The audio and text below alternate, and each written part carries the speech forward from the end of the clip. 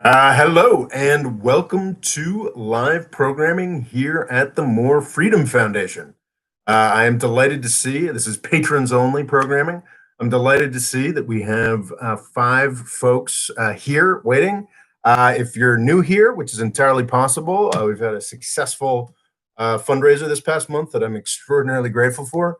If you're new here, you'll notice that there is a live chat that you can participate in to the right of your video window or left. I'm not sure how your interface is set up, but there is a live chat. You are encouraged to participate. Say hi. The thing about these patrons only live chats is that they are very participatory. I've got a list of 10 things, 10 news items to go through, and I will go through them. But as I go through them, there's going to be discussion as we go.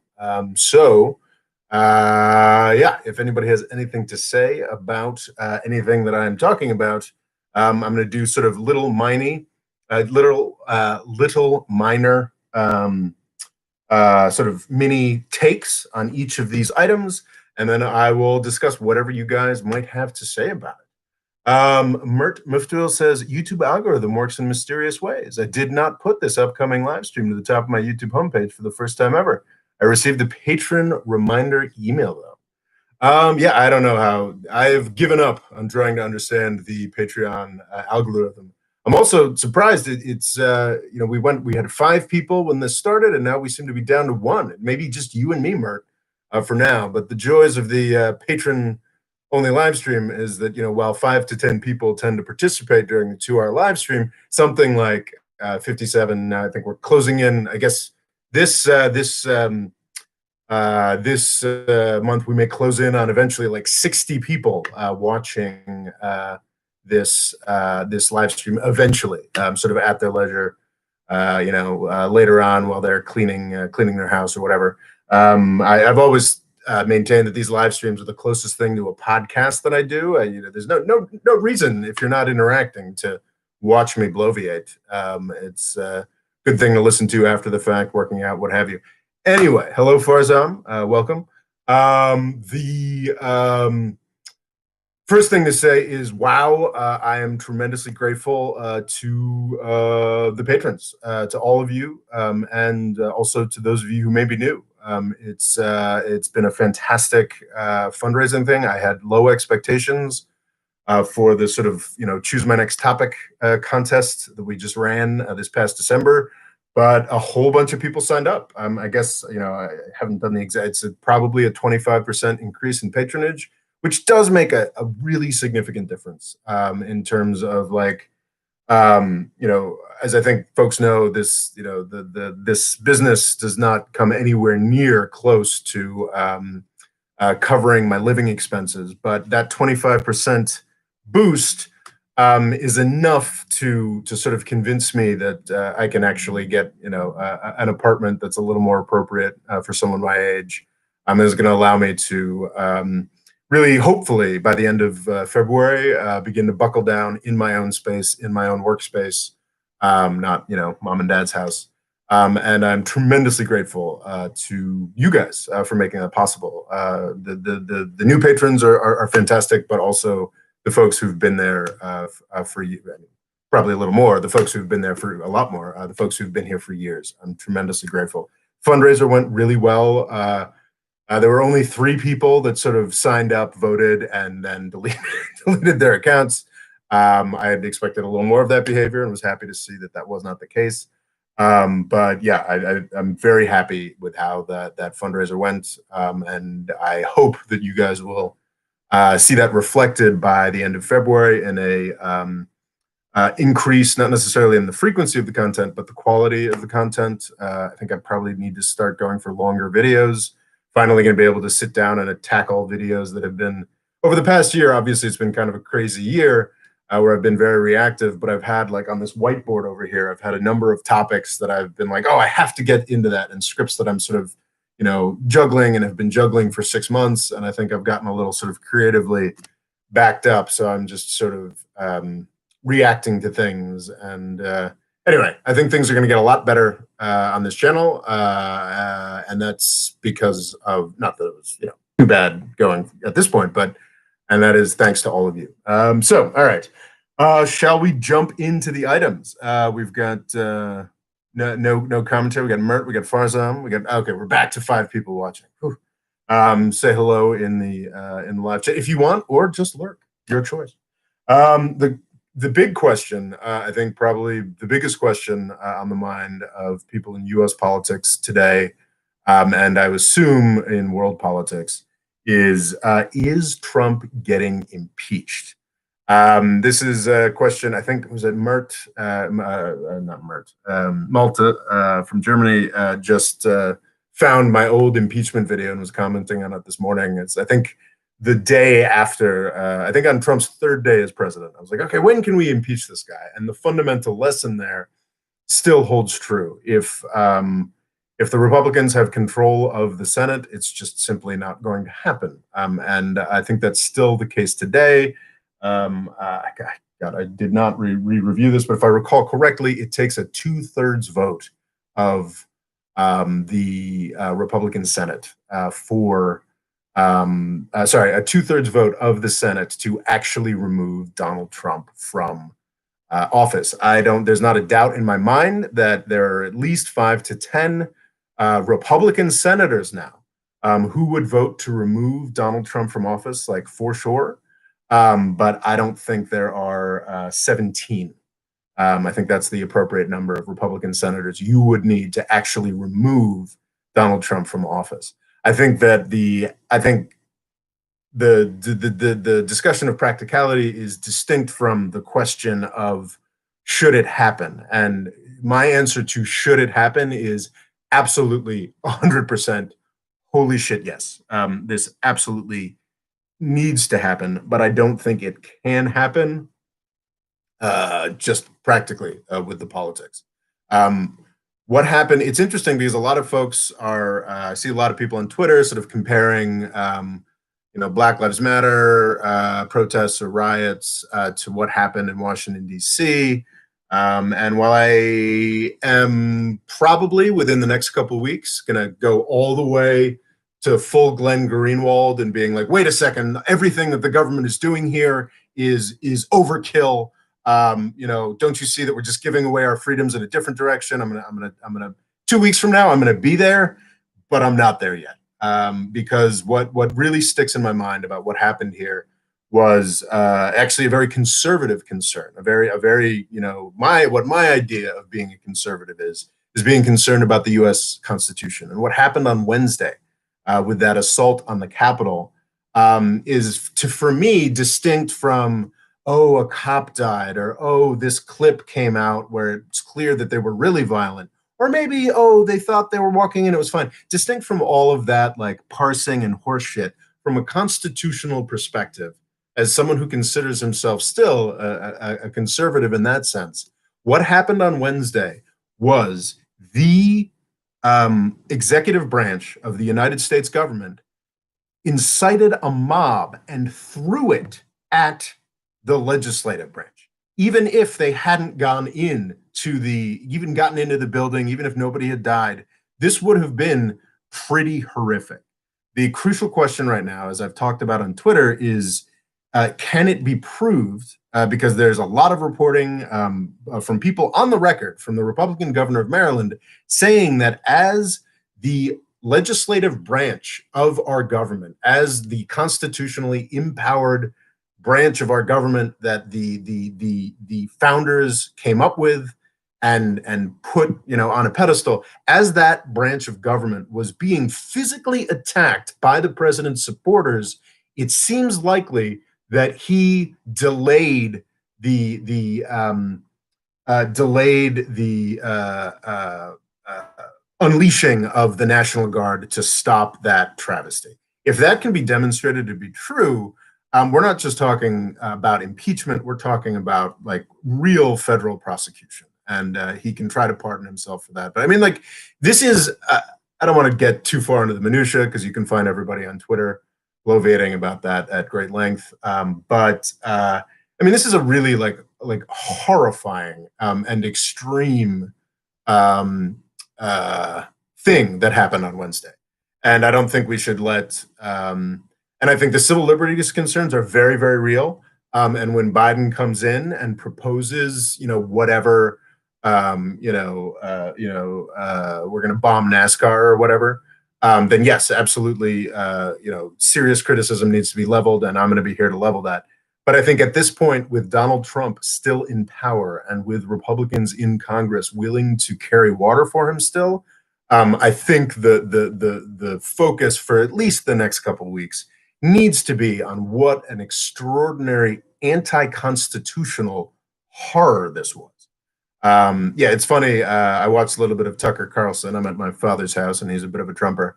And watched a bit of Tucker Carlson last night, or a couple nights ago, and it's just hard shift already to worrying about civil liberties. That worry starts happening when Biden can actually sign something. That's for the next 2 weeks. We need to be worried about Donald Trump and what else this guy is going to do. I am not quite as freaked out as most others are. I think that without his Twitter platform and with a cabinet that is evaporating under him, I do not think that Donald Trump is going to lash out and, nuke Iran. I don't think honestly, I question, and this is bad. This is very, very bad. This is an indicator of how screwed we are as a country, that I don't honestly believe that Donald Trump has the institutional wherewithal to actually start a war right now. And I think this is like many things, Mattis's entire role in government for quite some time. This is something that is, for the long term, horrifying and sets a really, really nauseating precedent. But in the short term, unfortunately, is what we're left with because the Republicans elected a vicious incompetent. So my sense is that if Donald Trump said, fuck it, let's go to war with China, or fuck it, let's go to war with Iran, and ordered the US military.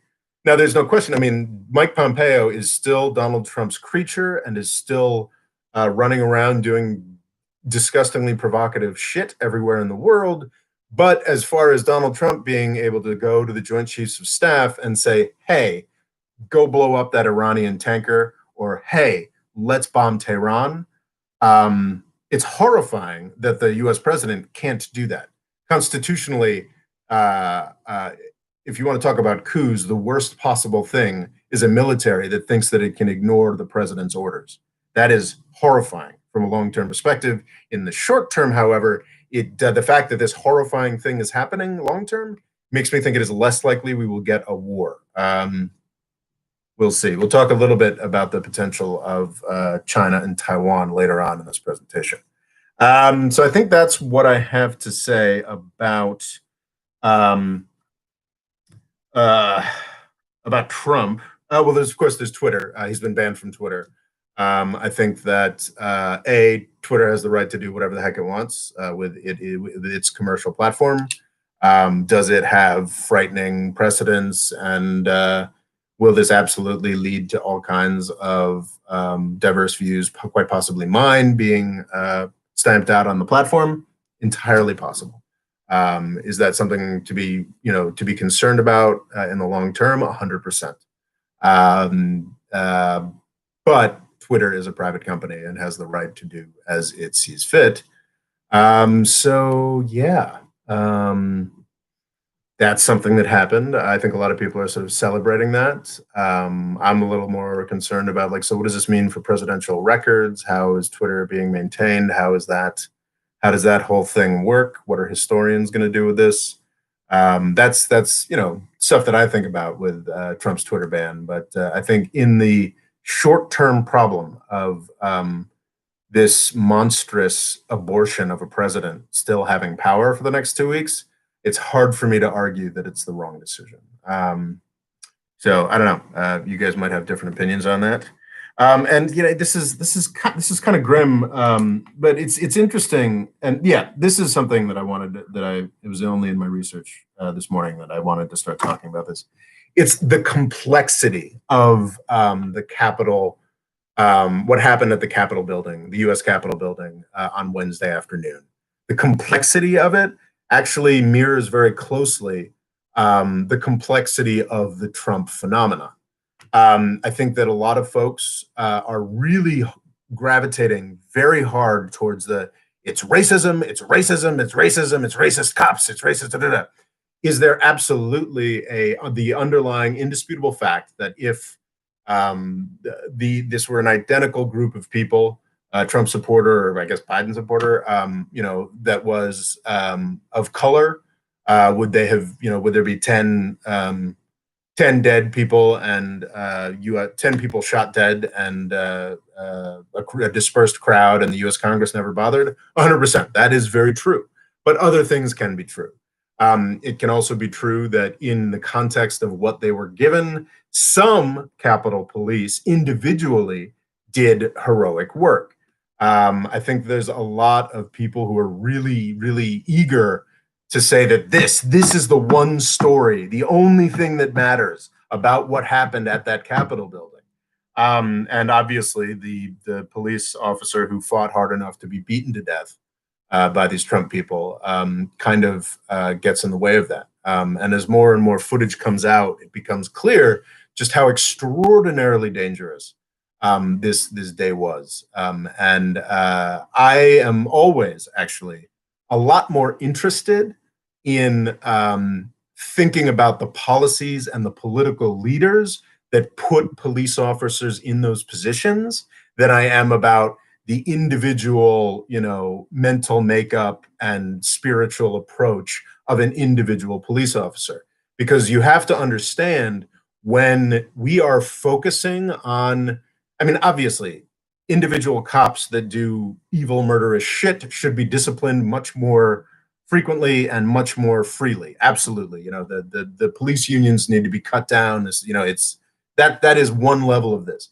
But I think when we focus exclusively on the evil of a cop on the ground, we're not focusing on the policies that put people in that position. Because while the cop's victim is 100%, the person we should focus on most, the police officer that is put in that position is kind of a victim of the politicians and the voting public that created those policies. So it's really easy to focus on an individual police officer. So I think that it's pretty horrifying that anybody died. It is horrifying always when anybody dies. That this cop died, but I think it actually provides sort of an instructive moment because there are a lot of people who are very confidently saying, "Oh, it's these individual cops on the ground who are racist, who love the Trumpers and let them in." And it's actually no, like what it is the Capitol Police are underfunded. What it is the U.S. president, and this is something we need to know a hell of a lot more about minute by minute, actively kept that police department from being supported the way that it needed to be supported. And the more we focus on look at this one video footage where, this cop let himself be taken, take a selfie with this protester when he was surrounded by thousands of protesters who were beating another cop to death elsewhere in the building. That's what you have to focus on when you do that. And this is, I think, across the board with police brutality. When you do that, you're letting the people who actually made the policies off the hook. So I think with the Trump phenomenon more generally, yes, racism is an incredibly key foundation to Trump's appeal. However, it is also extraordinary elite failure over the past 20 years. That is another big deal. That is why Trump was appealing to some people. It is also, and this is the most pernicious, that the fact that there are 100% rich people and more rich people across Trump's time in office, once it became clear that all Trump was doing things for rich people. Absolutely, Trump is supported by rich people, and absolutely, Trump is supported by poor people and the forgotten man or what have you. Yes, I believe there's actually figures on this that say 70% of low-income people vote for Democrats, and 30%. Do not quote me on those statistics, but it's something like that. And 30% of low-income people voted for Trump in 2016.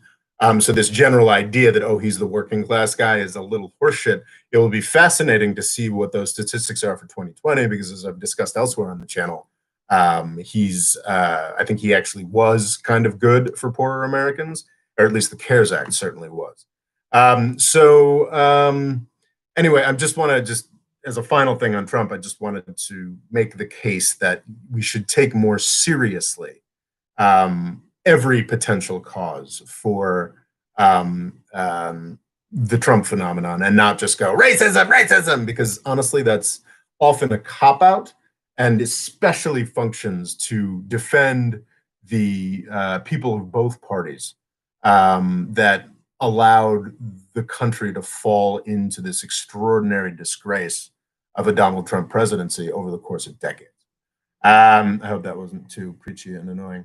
Arthur Curry says, hi. Mert Maftu says, yes, I'm concerned about the talk on expanding government powers already, and we should be. Will Pfizer send here another Lend-Lease? That's interesting. Will Pfizer send here another Lend-Lease? I'm not entirely quite, is that Galad? I'm not entirely sure what that question means.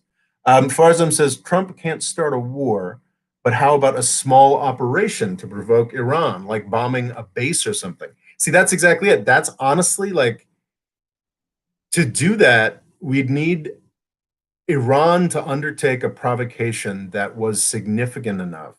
Well, the frightening thing here is that, yes, I think it is a little overblown and a little conspiratorial, but I think actually kind of possible that Israel could do like a false flag thing, that elements of the U.S. military-industrial complex, which is sort of what Israel's more belligerent aspects are, could do some kind of, it wouldn't be out of the realm of imagining or particularly difficult for some aspect of some element that's really invested in war with Iran to suborn or trick some Iraqi militia into killing some people on a US base in Iraq. That is entirely possible. And if that happens, it's an open question whether in this extraordinary storm of shit, the US government will be able to gin up enough outrage about this thing that happened. And it's also entirely possible that some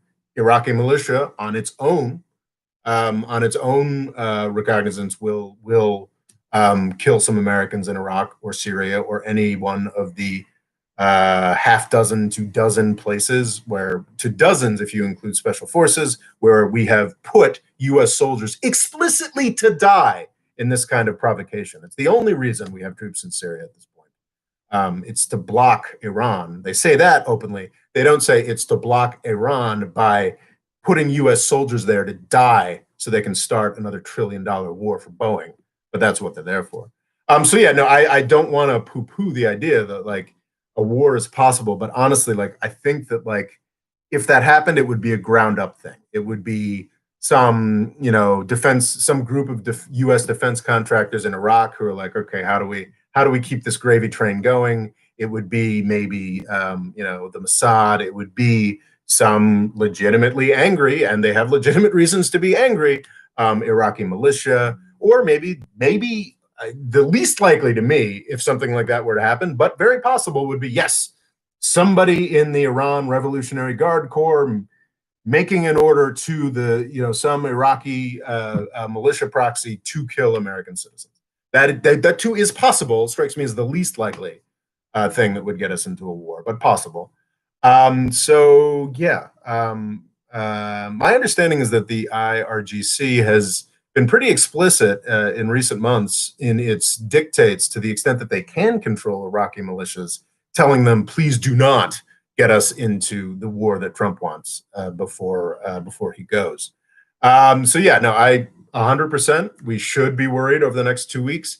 I just have a sense that like Trump is so isolated at this point. Long term, Donald Trump will be a power in the Republican Party, if not the power in the Republican Party. I think folks that think that this is really going to make the difference this time just don't know Republicans or their media machine that well. I think there are a lot of Republicans this week who are like, that was too far. what has this guy done to our party? But Tucker Carlson's already screaming about government overreach, free speech, civil liberties, blah blah blah blah blah. Blah. I mean, some of which is accurate, but it's this week a lot of Republicans acknowledge that Trump is a problem. 3 weeks from now, that'll all be over. However, for the next 2 weeks, until well, I guess we're down to 11 days at this point. For this next extraordinarily risky 11 days, the question is, will Trump have the power necessary to make horrible things happen? And my hunch is probably not. Will I look like an idiot next week for saying that? 100%, because something will come up. He'll find up some devious bullshit. I think I'm almost certain that the Houthis will be designated as a terrorist organization. There will be all manner of nasty, nasty shit that's going to happen, not just from Trump, but from the hooligans that he's enabled doing their last bits of vandalism. For sure, it's going to be grim. Grim stuff's going to happen. Very likely there'll be some kind of flashy act of maybe multiple flashy acts of domestic terrorism, assassinations, entirely possible. But I think in the big picture stuff, like Trump is leaving, and I think his ability to do large scale damage has been limited by the catastrophe on Wednesday. So yeah, that's my hunch. So the next one is my poor country. My poor country. I think it's possible actually to be optimistic in the short term. I think that there's been one thing that Trump 100% has done is he's completely blown up the consensus for austerity. This was the consensus that was very, Republican, very, which means Barack Obama and Hillary and Bill Clinton were the ones who actually carried it out. But very much a part of the consensus was that, okay, we know we need to do a little stimulus when there's a recession, but we have to get back to a balanced budget as soon as possible. That's kind of over. I know people are going to try to resurrect it, but it's interesting in that you have a sort of a final guard of political activists, very well paid activists in the Koch network, or who am I thinking? Is that Club for Growth guy, Steve Moore, and a lot of people, Republicans in Congress, who still believe that stuff. And they're still sort of acting like it matters. I think that's where Mitch McConnell's blocking of the larger checks in the run up to the election that would have saved Trump, probably. I think that's where that comes from. Is a lot of folks not really getting the message. The thing is, Wall Street has gotten the message. The people who own those old school establishment Republicans who think that deficits matter no longer think deficits matter. So I think that we're going to find a much more activist government, a much more willing to spread money around government. In the long term, and I am not a modern monetary theory advocate. I've never understood money and finance. I maintain that almost nobody understands money and finance. The deeper I dive into the comparison I'm about to make here, let me have the proviso that I don't understand it at all. I was on a tear this is comparing how the British Empire fell and how the American Empire fell. A couple of weeks back, I was like, oh, that's it. That's the magic figure. It's the net international investment profile. That'll tell me what shape the United States really is in, because it was when the British international investment profile flipped during World War I. That's when the writing was on the wall and it was over and it was gone. And it was, that I do believe firmly. And I was like, oh, well, so what's the net international investment profile for the United States? And I looked into it and I was like, holy shit, because it's just the past 10 years, it's gone from kind of equal, the US is about as invested in the rest of the world as the rest of the world's invested in us, to staggeringly negative. The country, the world owns vastly more of the United States than the United States owns of the world. And so that doesn't make sense. But like my sense is that fiscally speaking, eventually the piper will be paid. It's nowhere near as quickly as like inflation, bond vigilante hawks thought. But yeah, this idea that, I mean, we cannot do $3 trillion deficits every year. It's just not going to happen. That just doesn't. There is a certain point at which things break, but that does not mean that we have to have a balanced budget every year. And I do think there's more scope for that. So, sorry, this might have been a very long way of saying that it's very possible that if the COVID thing can be contained, as also seems very possible, or just a wasteland 6 months from now, who knows? If that happens, then I think it's entirely possible that we will get the sort of roaring 20s thing. However, that's a medium term thing. I think long term, this utter scrapping of the idea of fiscal rectitude, of balanced budgets, of a U.S. national debt that could ever conceivably be paid off, I think that will have long term very negative consequences. The reason it hasn't had that consequence yet is, and I think this is something I am becoming more convinced of, is the no alternative theory.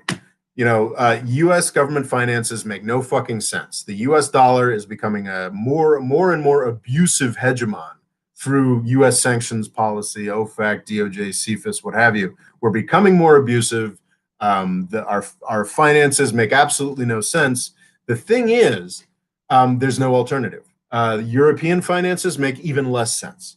And they don't even have a military really to back up their currency. China is a genocidal rogue state at this point. So that also has a level of government manipulation of their currency for the benefit. See, what the U.S. does is it has government manipulation of its currency for the benefit of investors. What China does is it has government manipulation of its currency and its general fiscal picture. This is not just the currency, the general fiscal picture. China has a manipulation of its general fiscal picture, currency, banking, in the interests of what it sees as the long-term interests of its people.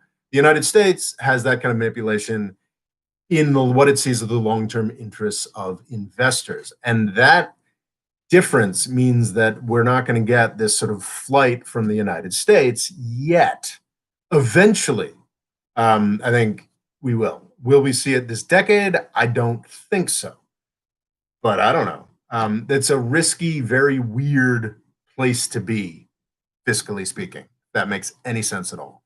And long term, just like you can find. I'm not sure if I've told you guys how much I adore the Mike Dumpkin podcast empire. I've ever talked about that. He did the history of Rome for 5 or 6 years, and now he's doing Revolutions, which is a very Eurocentric approach to things. He does include Haiti and Mexico in there, but he basically goes from the English Civil War in the 1640s, and he's now in his sixth or seventh revolution. He's ending with the Russian Revolution in 1917. And he does these extraordinarily detailed, extraordinarily well-read, and engaging and fun podcasts episodes on all of these things. It's funny because I think some say that he sort of, by looking at all this stuff, the joke is he might have radicalized himself and gone from sort of I'd imagine a more conventional libertarian sort. As I listen for the second time to the history of Rome, early history of Rome episodes, into like someone who's a lot more left-leaning. But anyway, he recently and some other history podcaster types have been talking a lot about Roman analogs to what's been happening this year and this week, actually. And as those of you who have read my book, Avoiding the British, I don't need to pitch you guys. Anyway, those of you guys who've read Avoiding the British Empire know that I'm really, really skeptical of sort of Roman analogies. But at the top level, just sort of, real like institutional political shit, I'm a little more like the idea that, Mexicans are the German barbarians, like that horseshit is horseshit. But like the real top level personalities, cheapening of the values of a republic. This was a big fucking week for that. The executive sent a mob in to attack the U.S. Senate. Like that is a really shitty precedent that has been set. I think the chances of Donald Trump and a lot his enablers sort of suffering no consequences for that are pretty high, honestly. And you know what? We could get Biden next, Biden and then Harris. Maybe they only last 4 years, maybe they last 8, maybe they last 12 years. Who knows? Because yeah, I mean, I would assume that if Harris is truly ambitious, she'd want Biden to stick around until the 2 year mark, right? Because doesn't that my completely unresearched understanding is that a president whose term is a president who takes over someone else's term after the 2 year mark, I believe, can do another 2 terms.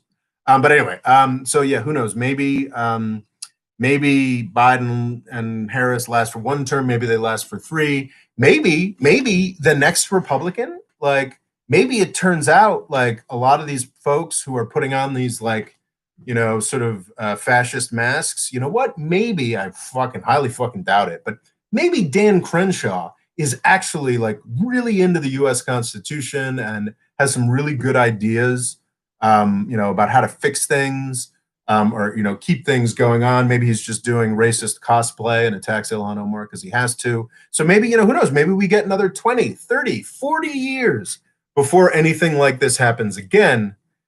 But something like this happened.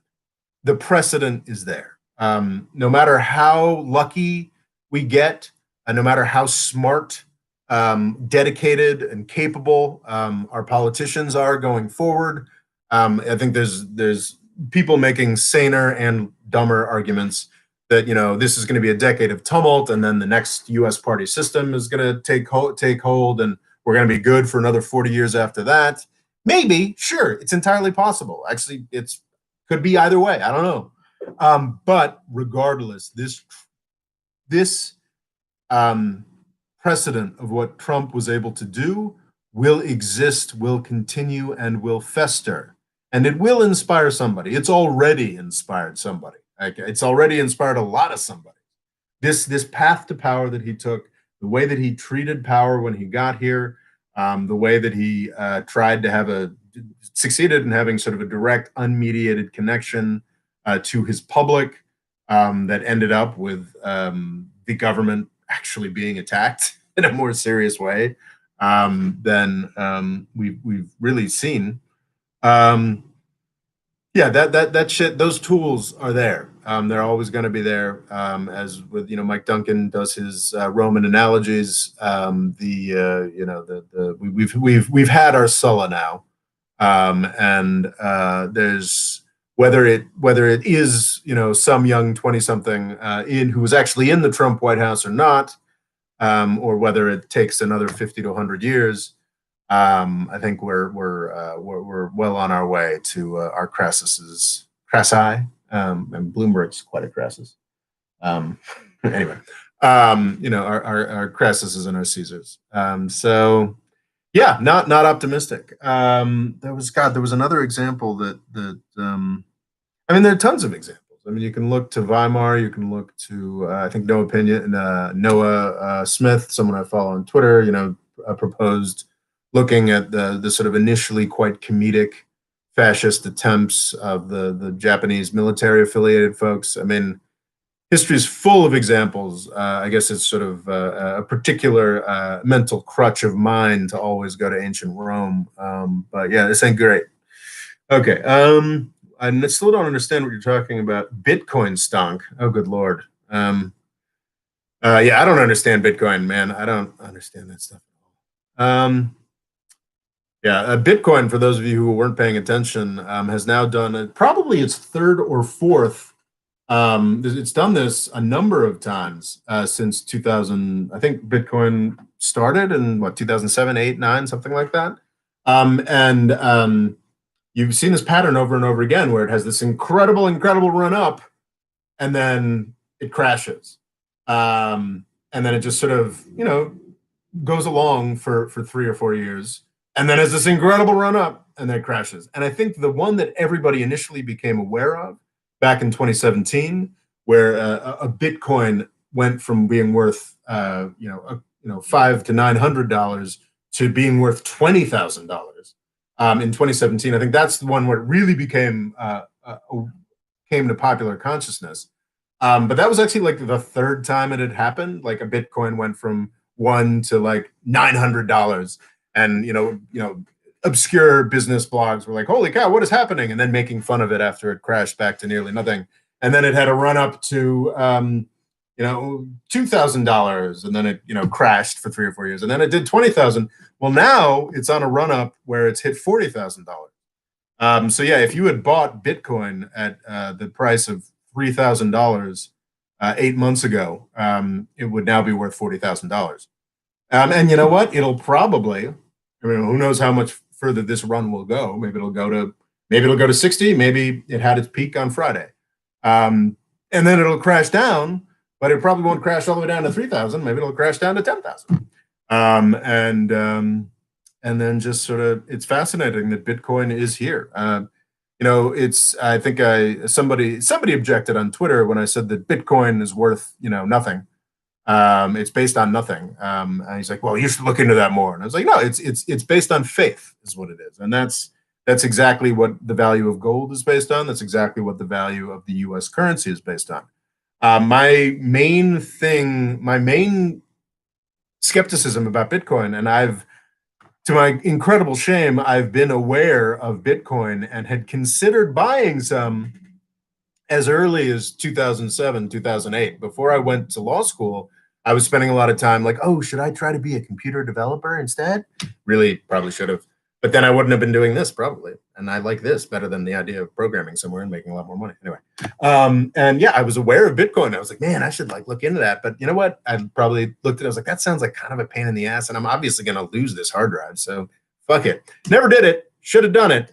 But my concern with Bitcoin from the very beginning was, look, like if the promises at the root of Bitcoin that, oh, this is revolutionary and it's going to change all financial systems and it's going to replace the dollar, if those were true, if those claims were true, then it became impossible. Basically, if their revolutionary claims were not true, then it probably wasn't worth investing in. If their revolutionary claims were true, then every government in the world, like with real militaries, would crush it, just destroy it. Because this idea of like, ooh, a new fun currency that's an alternative to everything, yet is still completely reliant on,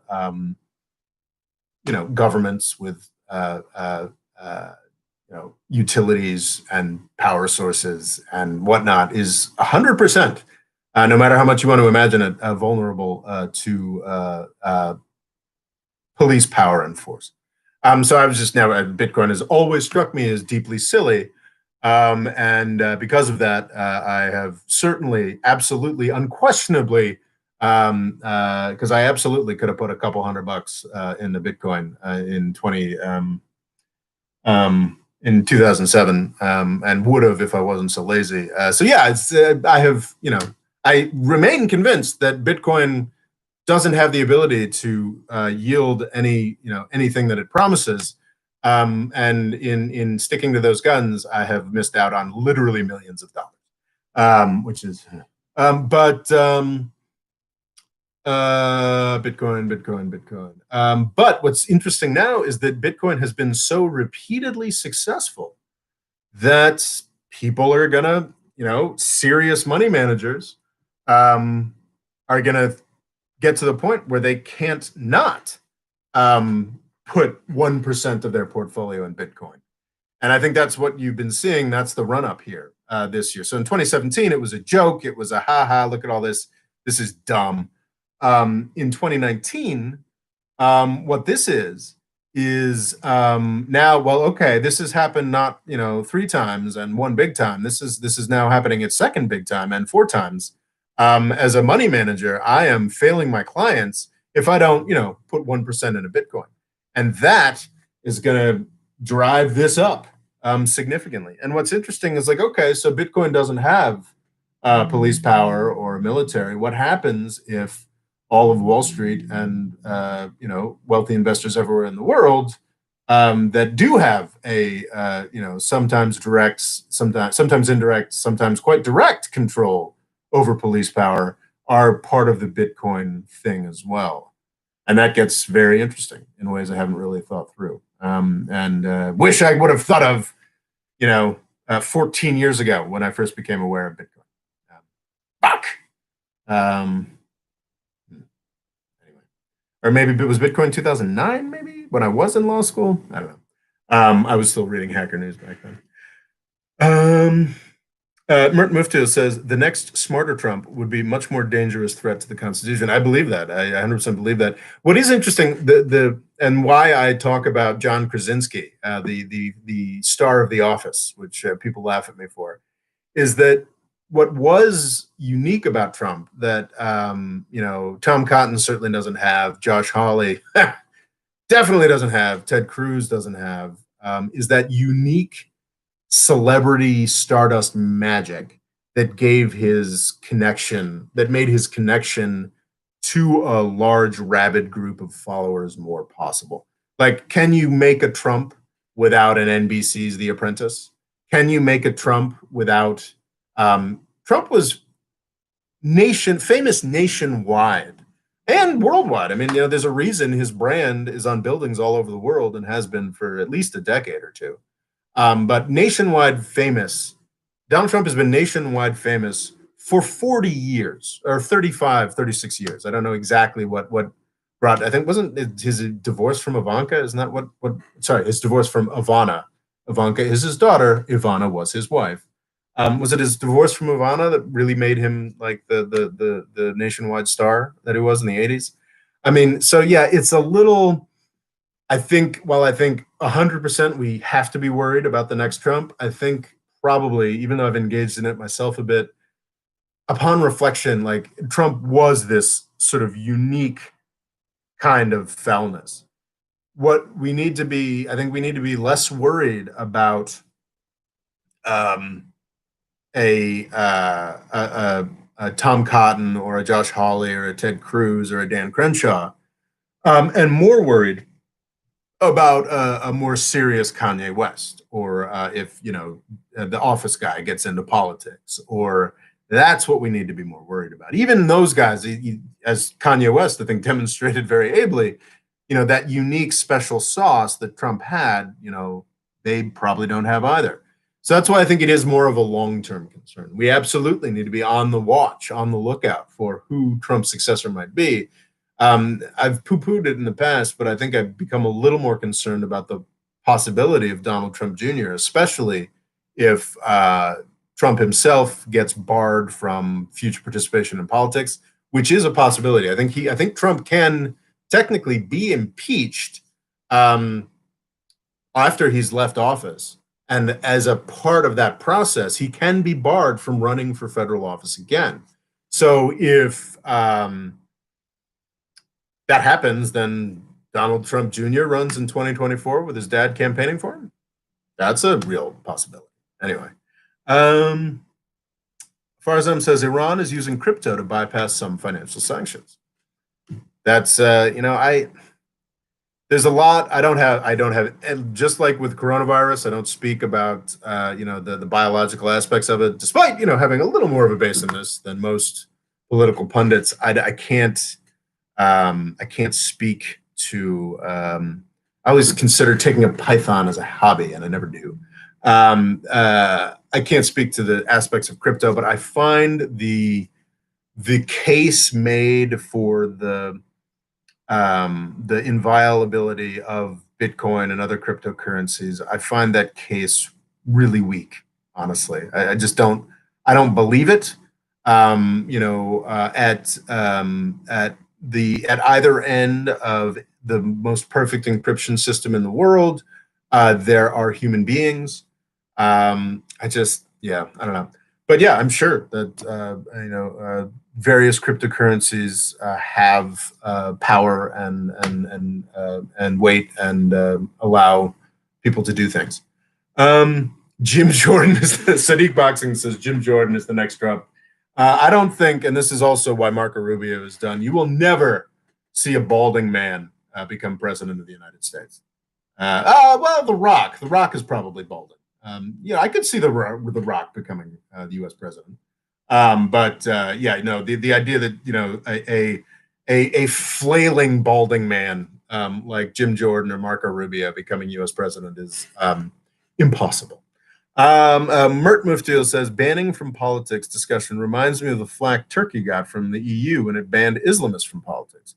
Then, after the European Union banned Haidar in Austria, of course, in typical hypocrisy. Really? Oh, okay. That makes sense. So you're talking about 1997 because what was in the Vienna, gosh, yeah, the Vienna People's Party or something like that. Like, didn't Haider's Jörg Haider, right? He was the first.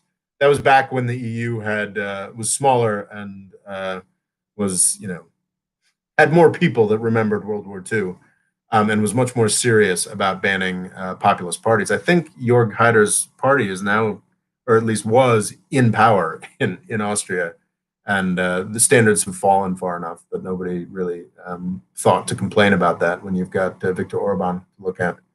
Um, yeah, that is interesting. Wow, that's going back. That's the '90s. Going back to the '90s, there, Mert. That's a very different world, both in Europe and in Turkey.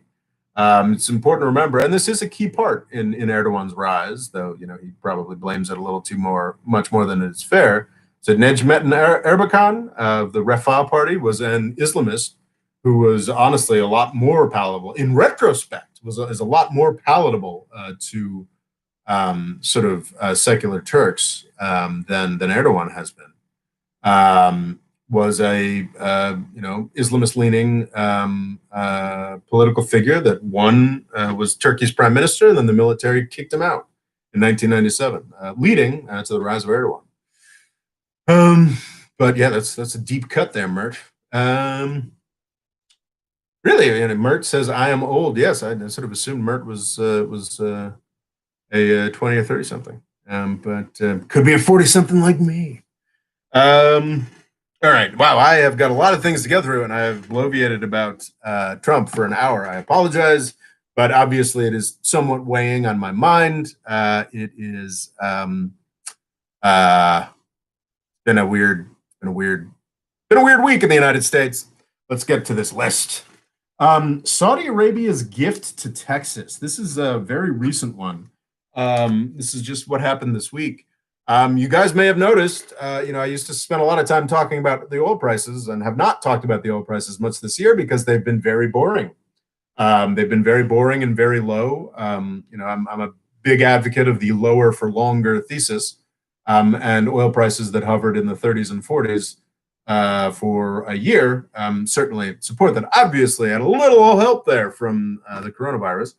But it's kind of fascinating. So OPEC was meeting, I guess, last week or this past week, trying to decide how they could get prices back up to a more serious level. And Russia was no longer interested in cuts. Remember, there's two break-even prices that are often confused and used interchangeably. There is the physical break-even price of what a country needs to spend to get a barrel of oil out of the ground. Saudi Arabia, I think, has always been and remains, if not the all-time winner, certainly by volume, the big winner in terms of physical break-even price. I think an oil barrel that costs, I think, over $8 a barrel, Saudi Arabia can make money on. But there's the physical break-even price, and then there is the societal or governmental break-even price, the price at which current system can continue to pay for its system and its underpinnings. In Saudi Arabia's case, it actually has one of the higher break-even prices because it's got a extraordinarily underproductive class of welfare recipients in the tens of thousands strong Saudi royal family. Beyond that, the entire country of 35 million is sort of reliant on the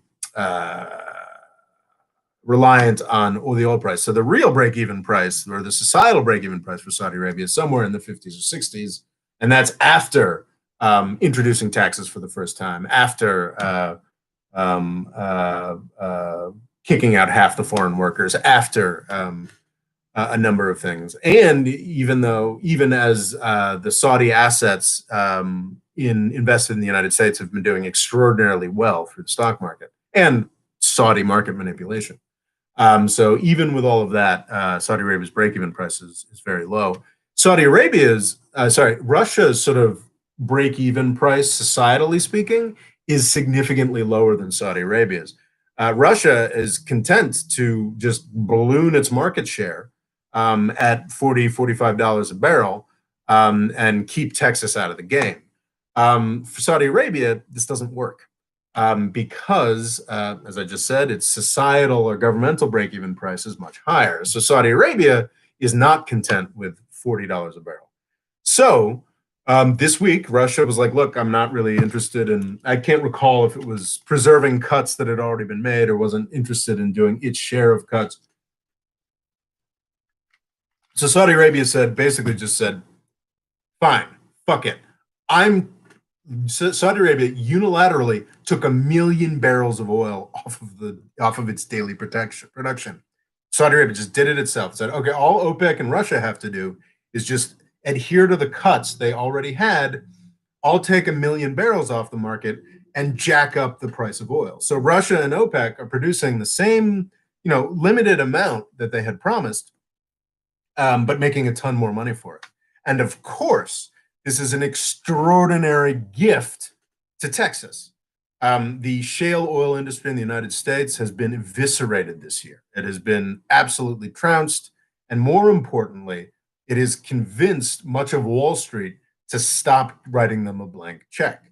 There's an electric car bubble right now, but still, well, actually, no, now the electric car bubble is bigger than the shale. I think almost certainly bigger than the shale oil gas. Just over the past week or so has become indisputably larger than the shale oil gas bubble. But yeah, it's funny, like a lot of right-leaning, fossil fuel people like to talk about, this electric car thing, it's all nonsense, and this is all wasted money, this investment money, blah, blah, blah, blah, blah. And not paying attention that over the past 10 years or so, $300 billion was just burnt up in the sort of United States, shale oil industry. This is really important. And this is, I think, Russia's probably a little miffed by this.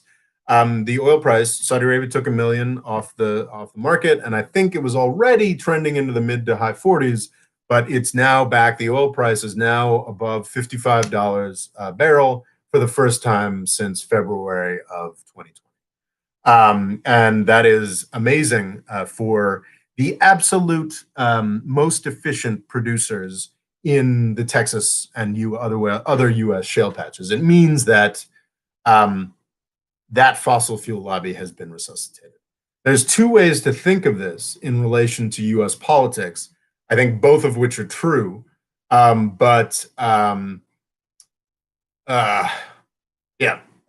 of which are true. And with Saudi Arabia, you have to think always in terms of what does this mean in U.S. politics? Because as I've said, Saudi Arabia is basically a U.S. colony. Israel vaccinated all nursing homes. Gilad, I feel like is often concerned that I'm inadequately supportive of Israel, I would imagine. I got to say, Israel's vaccination policy has been extraordinary and extraordinarily admirable. I think within, 3 months' time, I don't know what the estimates are, within 3 months' time, they will have vaccinated the entire country. And it is a source of extraordinary embarrassment that the United States is not doing the same. It is an indication that our physical healthcare infrastructure is sick. It is an indication that we are morally sick as a country. It is an embarrassment that the wealthiest country in the world can't do what one of our sort of Middle East client states can do. And yeah, that's all just choices about how we've decided to run the country since Reagan. And it's quite sad. But let's see, Rob, have you taken a look at how they calculated the success rate for vaccines, 90%, 95%, et cetera? It's quite a stretch For instance, Pfizer vaccinated 15K and gave a placebo to another 15K. Out of the total 30K, about 90 people got COVID. About 10 of them were ones who were vaccinated, and 80 were those who weren't. Don't understand statistics as far as I'm, don't understand medicine, don't consider myself at all. There's certain aspects that, like the idea that, oh, all the old people are fake dying from COVID, like that I do feel I can talk about. I think like 6 months ago, I got very angry at a YouTube channel called Awaken with JP and did a video sort of taking down the way he approaches things. But yeah, as far as I'm not going to get in, I'm not going to get into the minutia of studies, or I'm just not that interested. I do trust basic medical infrastructure. I don't have this assumption that Bill Gates and company are out to kill us. Is science fallible? 100%. Is there a possibility that these new mRNA vaccines are going to give us all a third arm, or maybe, I don't fucking know. But that's how science works. We'll see. But yeah, so I don't feel qualified to talk about scientific studies on coronavirus. So I'm not going to dive into that, Farzam. I'm sorry. As I was saying, with Saudi Arabia, there are two ways to look at how this move of taking 1 million barrels a day of production off, how that works. It is 100% part of Saudi Arabia's attempt to sort of clean stuff up and bribe Biden. Basically, it's going to say, "Hey, look, if we, hey Biden, look at all this nice thing we're doing for you in Texas. Look at, and you want Texas to turn blue, right? Look, we're helping. Look how we can instantly make the Texas economy, and because the Texas economy is such a large part of the U.S. economy, and sorry, it's Texas. I don't think there's any fracking in California, but like." There's absolutely oil business in California. There's oil business in a surprising number of states. Pennsylvania is a big fracking state. South Dakota, so Saudi Arabia is going, hey, look what we're doing for you, Biden. You don't want to fuck with us too hard. Here's this. But what it's also doing is it's also providing an injection of cash to the extraordinarily suffering shale producers in the United States. And what's interesting about the shale producers and the oil majors, I think it probably is part of Saudi Arabia's calculation. Something that I've talked about that I'm very excited about, with the sort of eradication of a lot of the wealth of U.S. fossil fuel producers, is that it becomes tremendously less influential.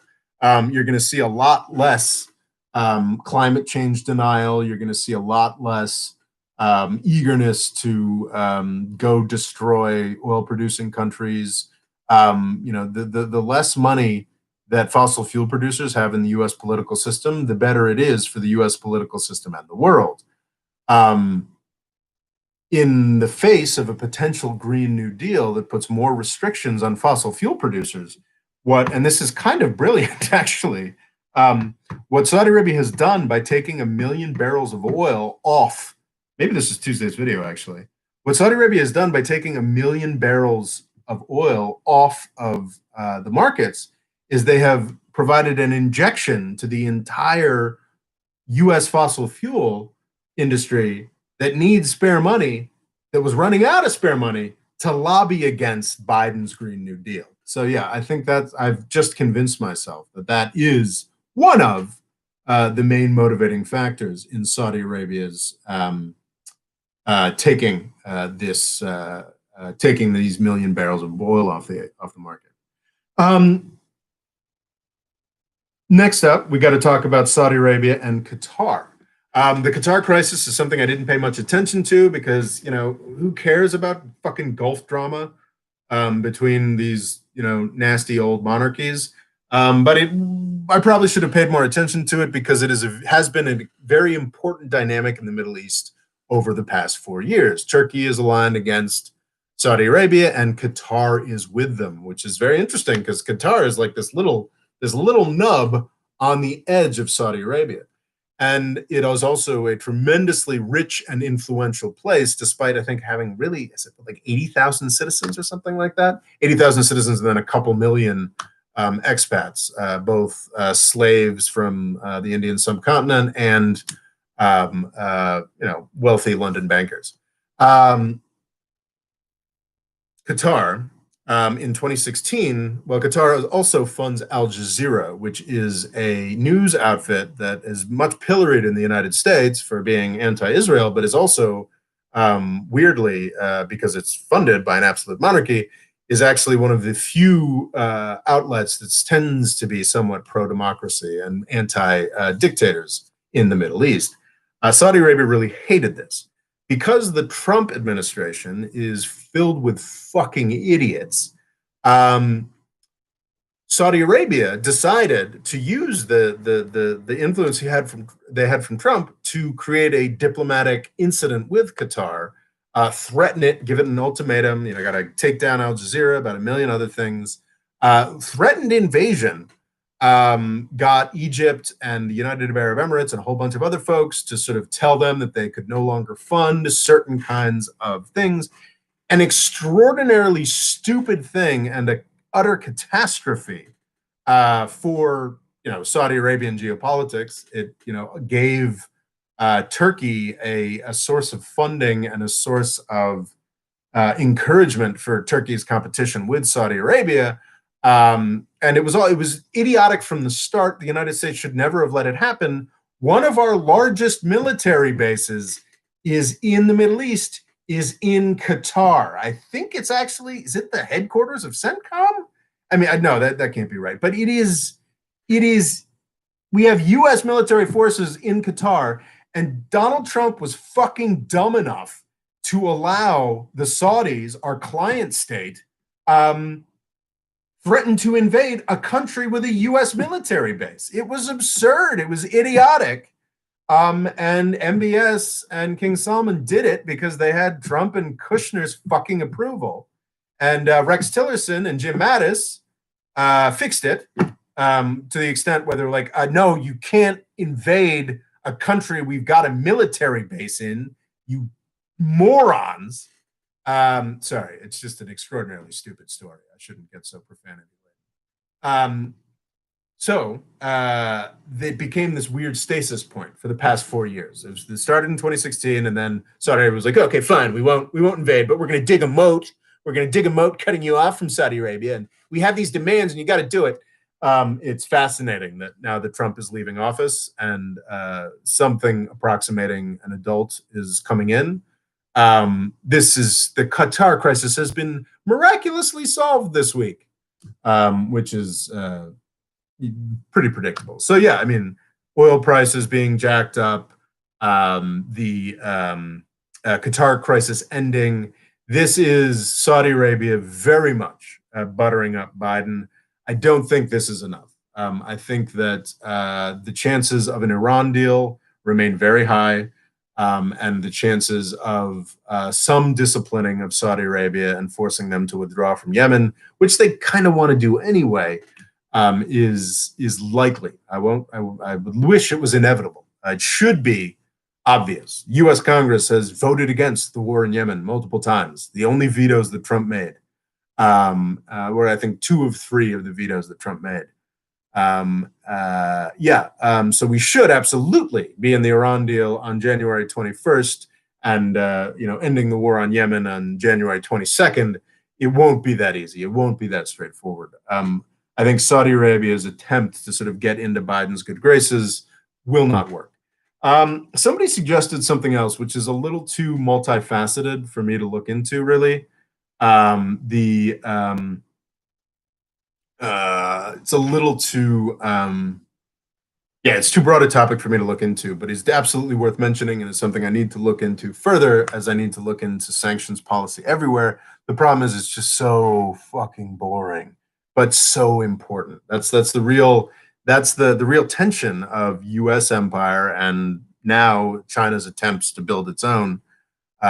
Is that the complexity of what's going on here is so mind-numbing. But that's a defense of it.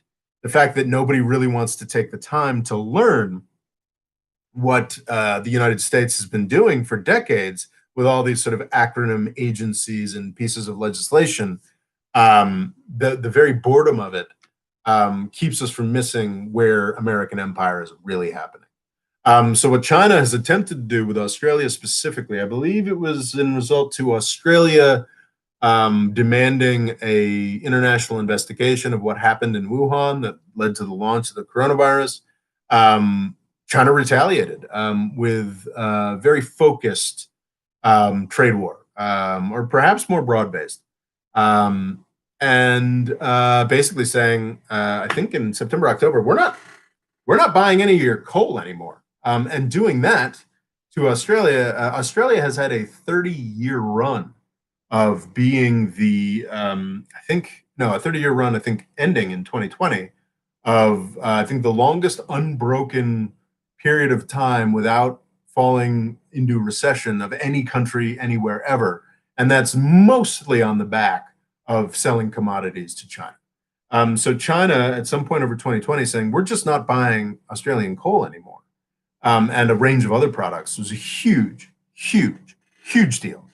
And yeah, I should mention that more. That is China's attempt to, that's a more real attempt to control the politics of an Asian country than any of that Belt and Road stuff that everybody hyperventilates about. It is something legitimately worth paying attention to.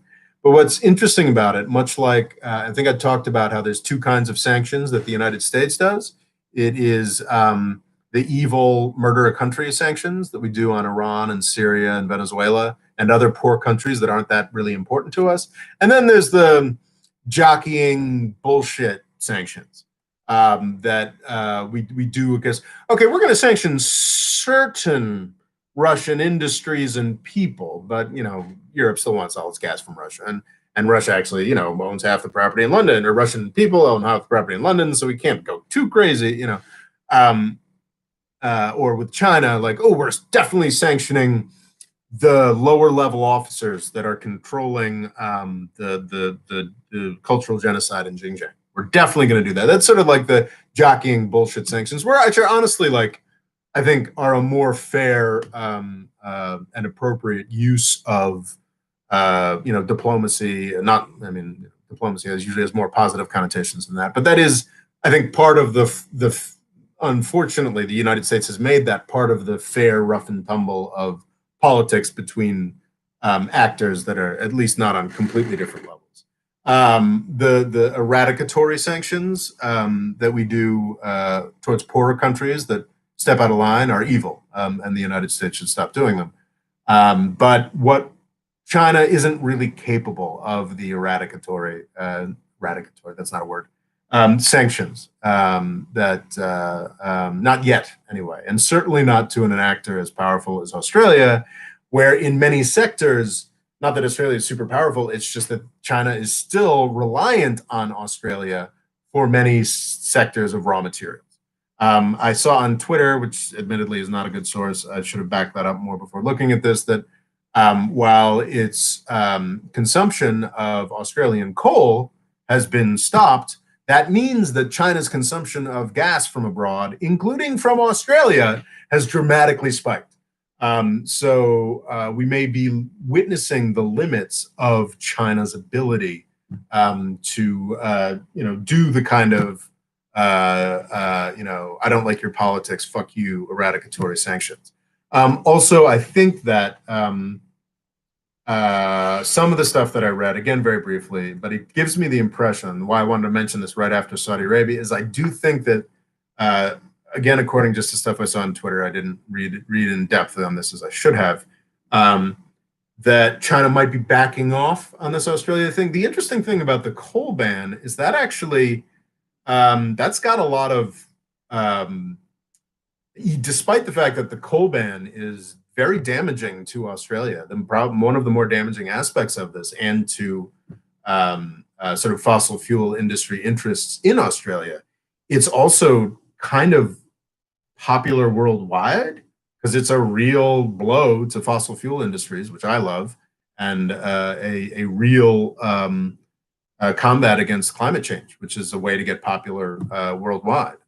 So that's kind of interesting. But yeah, I think it's clear that China doesn't really have the ability to do eradicatory sanctions yet, and it doesn't murderous sanctions yet. And also, it may be backing off. I read a half an article I didn't quite understand about wool, like maybe it's backing off the wool restrictions it did earlier this year. So yeah, like I said, complex and boring, but tremendously important sanctions policy. I need to find a good way to address this more. Okay, we've got, gosh, we've made it like 3 of 12, and we've got 45 minutes to go, supposedly. I'm excited that, 5 of you have stuck with me this whole time. Farzam says, wants to talk more about the coronavirus studies, which I'm not really that into. And Farzam says, appreciate it. Just saying, I think the bold success rates were rushed. And yeah, that's one of the really crucial things. And there's a lot of people who are just like, trust science. I trust science. Trust the science. Trust science. And that's a dumb thing to trust, man. Like, especially in the context of a evolving pandemic. I think it is entirely possible that there are tests and studies of this mRNA stuff that are inadequate, that we don't know enough. But that's how science has always worked.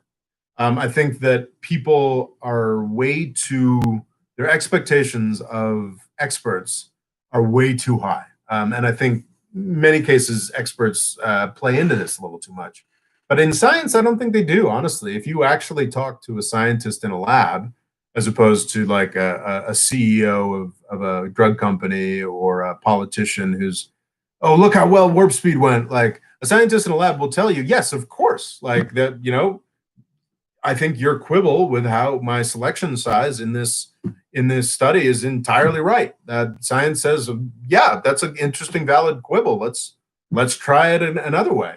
And whereas there is somewhat more settled science on things like climate change or, how the AIDS virus works, because we've been studying it for 40 years right now.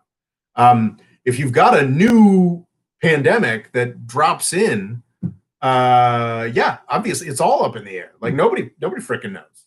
Farzam, your critiques could be 100% on point. This is another reason why I've been reluctant to sort of dive into let's litigate science, because I don't have the relevant expertise. And I think that people are, the real risk is that, if you talk to a scientist who's like, yeah, that sample size could be wrong. I could imagine there being some risks here. That's what science is supposed to do. It's supposed to poke holes in things. But then you have a YouTuber like Awaken with JP or, somebody else with an agenda.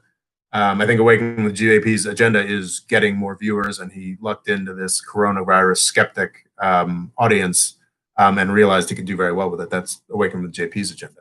But like other folks with agendas, like the Trump administration, whatnot, can take one part of this extraordinarily big and messy process that is science and say, oh, look, we've got this one study from San Diego that says that this isn't what has been said everywhere else. And a scientist is like, oh, that's fascinating. Let's see if we can replicate that. And maybe do that. But no, but like the people with agendas are like, oh, look at that. Let's take this one study out of hundreds and broadcast it to everybody and make it clear that, this one study, which the people who wrote the study would never say, means that everything we've been taught everywhere is complete horseshit. So yeah, that's another reason why I don't sort of talk about science. Sorry. Okay, appreciate it. Farzam says, did all the Saudi embargo even affect Qatar? It seems to be doing well. I think the Saudi embargo in the initial weeks and months had a dramatic effect on Qatar, but Qatar was able to work around the blockade and figure out a way to become stronger. Qatar became dramatically closer to Turkey. I believe there are now permanently Turkish soldiers on Qatari territory. So good luck ever trying to take Saudi Arabia. Good luck ever trying to take Qatar with your shitty military, Saudi Arabia. That's over. And yeah, I think Qatar had a blockade. So whereas normally the United States would have been much more leery and angry about Qatar becoming closer to Iran in terms of trade, investment, just smuggling, what have you, kind of hard for the U.S. to complain when our number one client state is trying to build a moat between Saudi Arabia and Qatar. So yeah, I think Qatar definitely came out of this thing stronger. But again, I have not made a huge study of the Qatar crisis because I just find it so irritating and stupid, and I start swearing and raising my voice, which is unnecessary.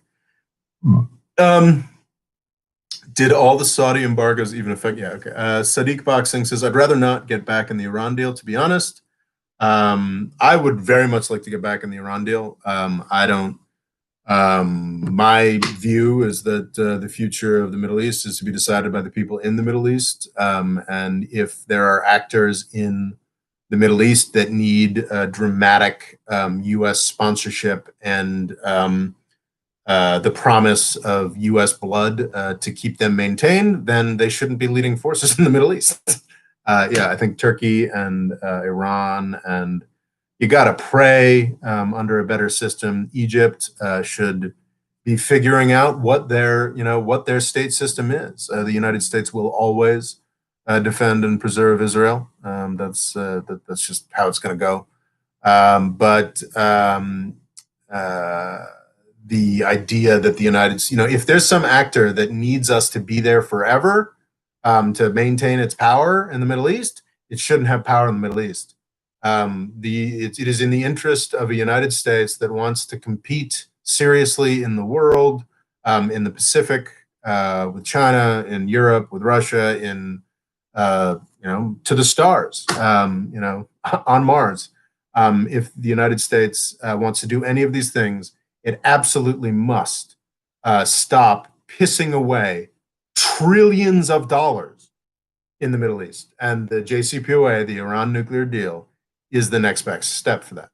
Now, if I could see being an Iraqi and being like, shit, no, that's not good for us. It's good for us that we have the U.S. and Iran, competing against each other. Like, you know what? Maybe you're right. And I'm aware that the United States owes Iraq an extraordinary, unwipeable debt, but I don't think our continuing to play power politics with missile strikes outside of your airports is helping Iraqis. I don't think our presence in Afghanistan is helping Afghanistan long term. I don't think. Yeah. So yeah, I definitely want to get back into the Iran nuclear deal as soon as possible. It is the best way to end this idiotic era of U.S. politics in the Middle East. Turkey has a very big base in Qatar, says Sadiq Boxing. That makes sense. 5,000 soldiers. That's huge for Turkey. And yeah, they're going to be there forever. Sadiq Boxing. Every country in the Middle East wants to change the Iran regime. Yeah, because they've been funded and paid by the United States for 40 years to want to change the Iran regime. Do you know how you change the Iran regime? You stop trying to destroy it, because it is only the fact that the Iranian people know that they are constantly under siege that has allowed the Iranian theocracy to continue. That's as obvious to me as it could possibly be. There was a 2-year interval during the Obama administration. It was the only time this century that the U.S. let up on Iran and its allies just the slightest bit. Between Obama's inauguration in 2009 and the beginning of Obama's Get Assad project in the beginning of 2011, in that 2-year period, we had a green revolution in Iran. The best way to get the Iranian regime to fall is for the United States to stop participating with this hardliner versus hardliner circle jerk of aggression. It's the people who suffer are the Iranian people, while the Iranian regime continues to profit. That is my take on the Iran nuclear deal, which you will hear a lot about in the coming months. Okay, we've got Sudan. So Sudan signs the Abraham Accords. It's interesting that in the closing weeks of the disastrous Trump administration, this was U.S. Secretary of Treasury Mnuchin's big priority, was to go to Sudan and make sure that Sudan signed the largely meaningless Abraham Accords. It's pretty extraordinary. As folks know, I push back very heavily against the idea that the United States is, somehow in hock to Israel or, captive to Israeli priorities. The Trump administration, however, certainly fucking has been. I mean, my God.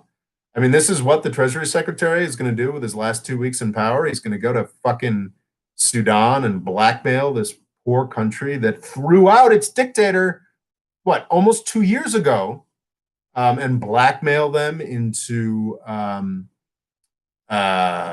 signing a largely meaningless peace deal that will 100% destabilize. I don't know if it'll fatally destabilize, but has already destabilized Sudan's attempt to become a democracy. I mean, it's pretty. Yeah, man. I know there's a lot of folks on this channel who want me to, talk more about Israel and talk more about how Israel, owns everything. But yeah, Israel 100% has an obscene amount of influence on the politicians in the Trump administration, and it's an international embarrassment. But hey, yeah, and it's fascinating, just reading up on, this was, Mnuchin was in Africa. This was enough of a story that a number of people published stories, and they talked to political folks on the ground, and they're just like, yeah, everybody opposes this. Everybody in Sudan, every political party opposes this. Former prime ministers, every political party opposes this, except for the military junta that democratic forces are trying. The military junta that was responsible for Omar Bashir's terrorism and genocide. Those are the only people who are for this deal with Israel, because they recognize that cozying up to Israel is a good way to preserve their genocidal, objectively terrorist regime. So anyway, moving on to something more, optimistic, like, the potential of war between Sudan and Ethiopia. This is kind of interesting. It's apparently Sudan and Ethiopia had a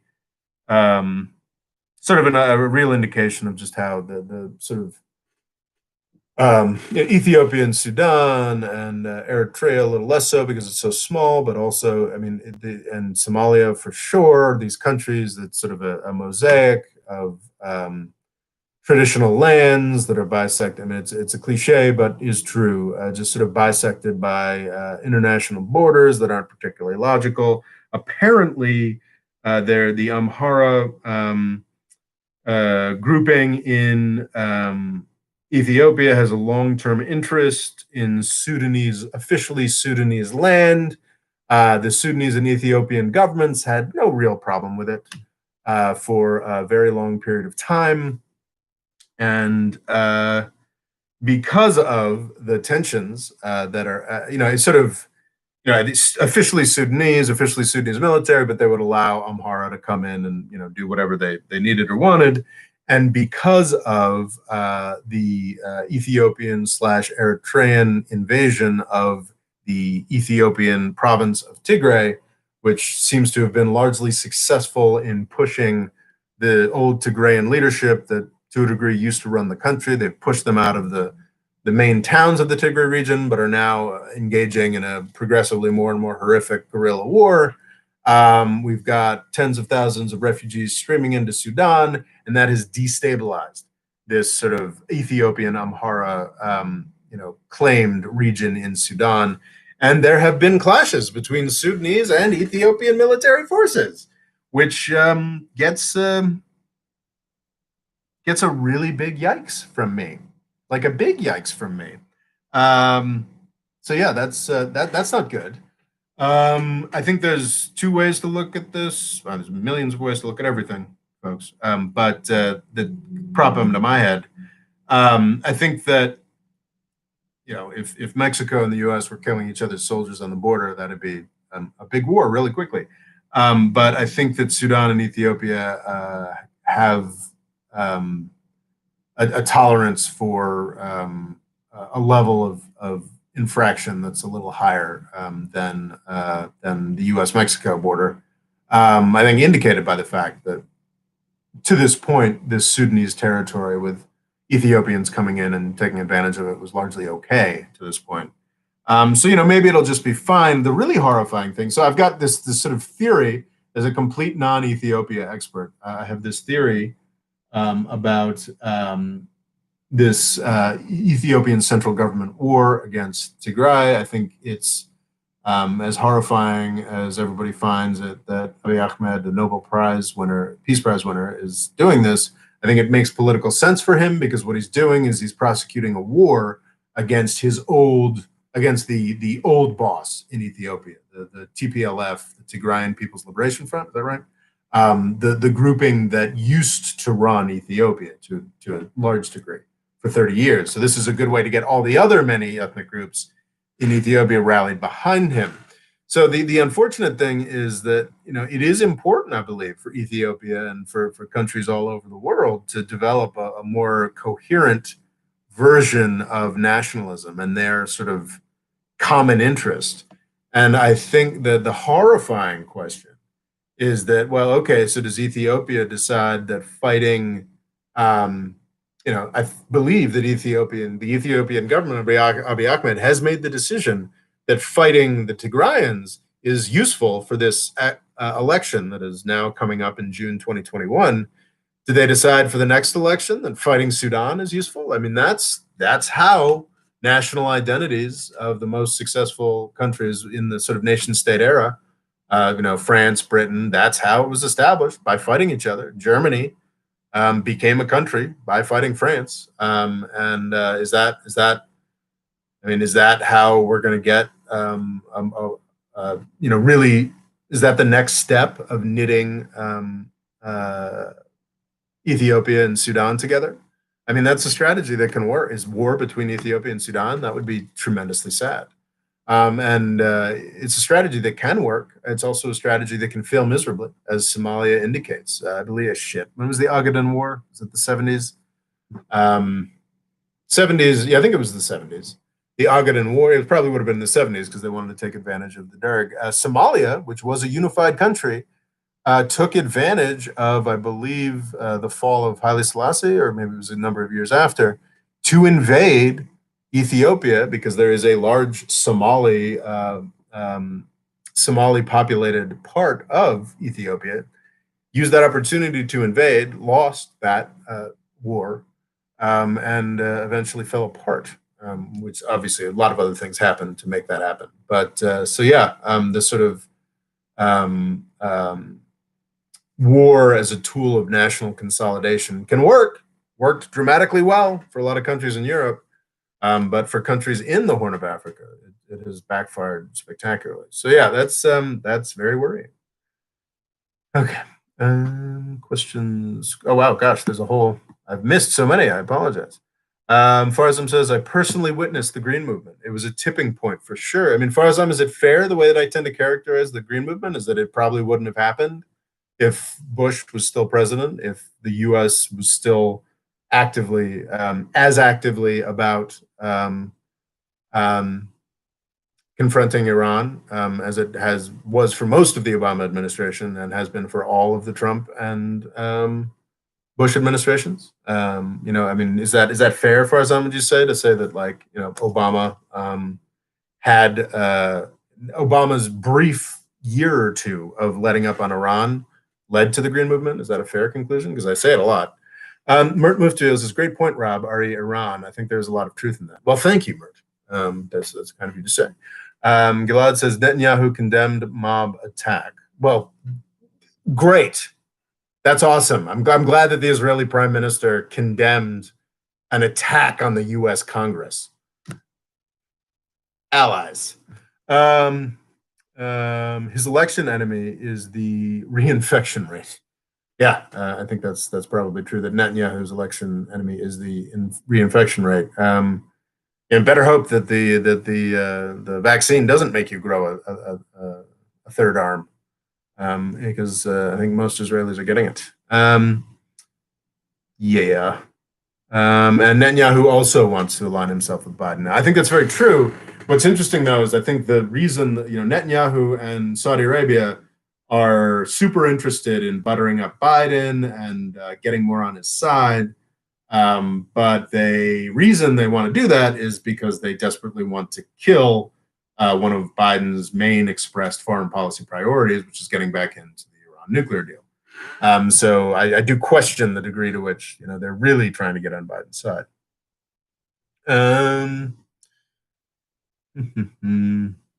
Let's see. So he wants Arabs to vote for him like Biden wanted. That's interesting.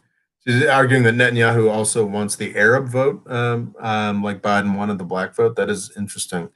I do feel that like Netanyahu, like that ship has sailed. I think Netanyahu has kind of distinguished himself as a Republican Party activist. And if Israel wants to be considered as something other than a Republican Party activist, should probably get a new prime minister. But hey, I mean, that's really interesting, actually. So I think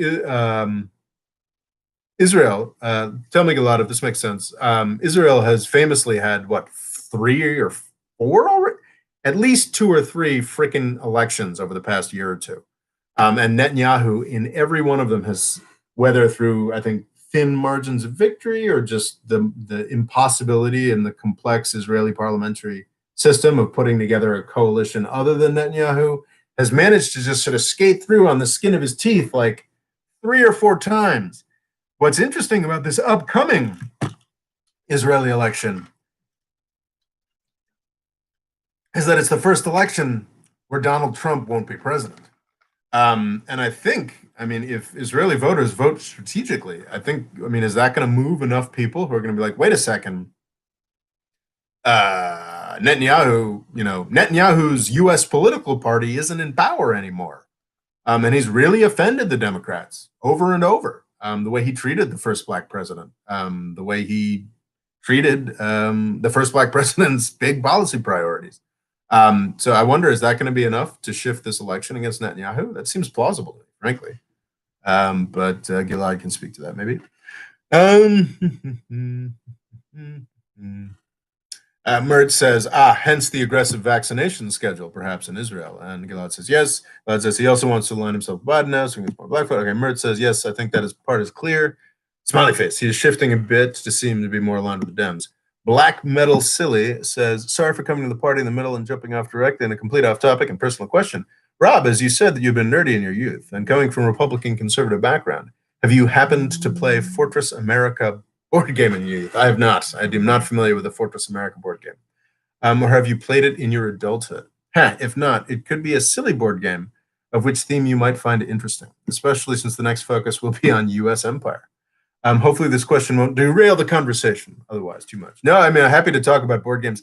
I have this weird thing, like I am tremendously nerdy in that, did I ever have a box of, I was a huge comic book guy. That was my nerdiness. Comic books, and then eventually, actually, I was not a sci-fi kid into sci-fi as a kid. I became really into sci-fi in my 20s.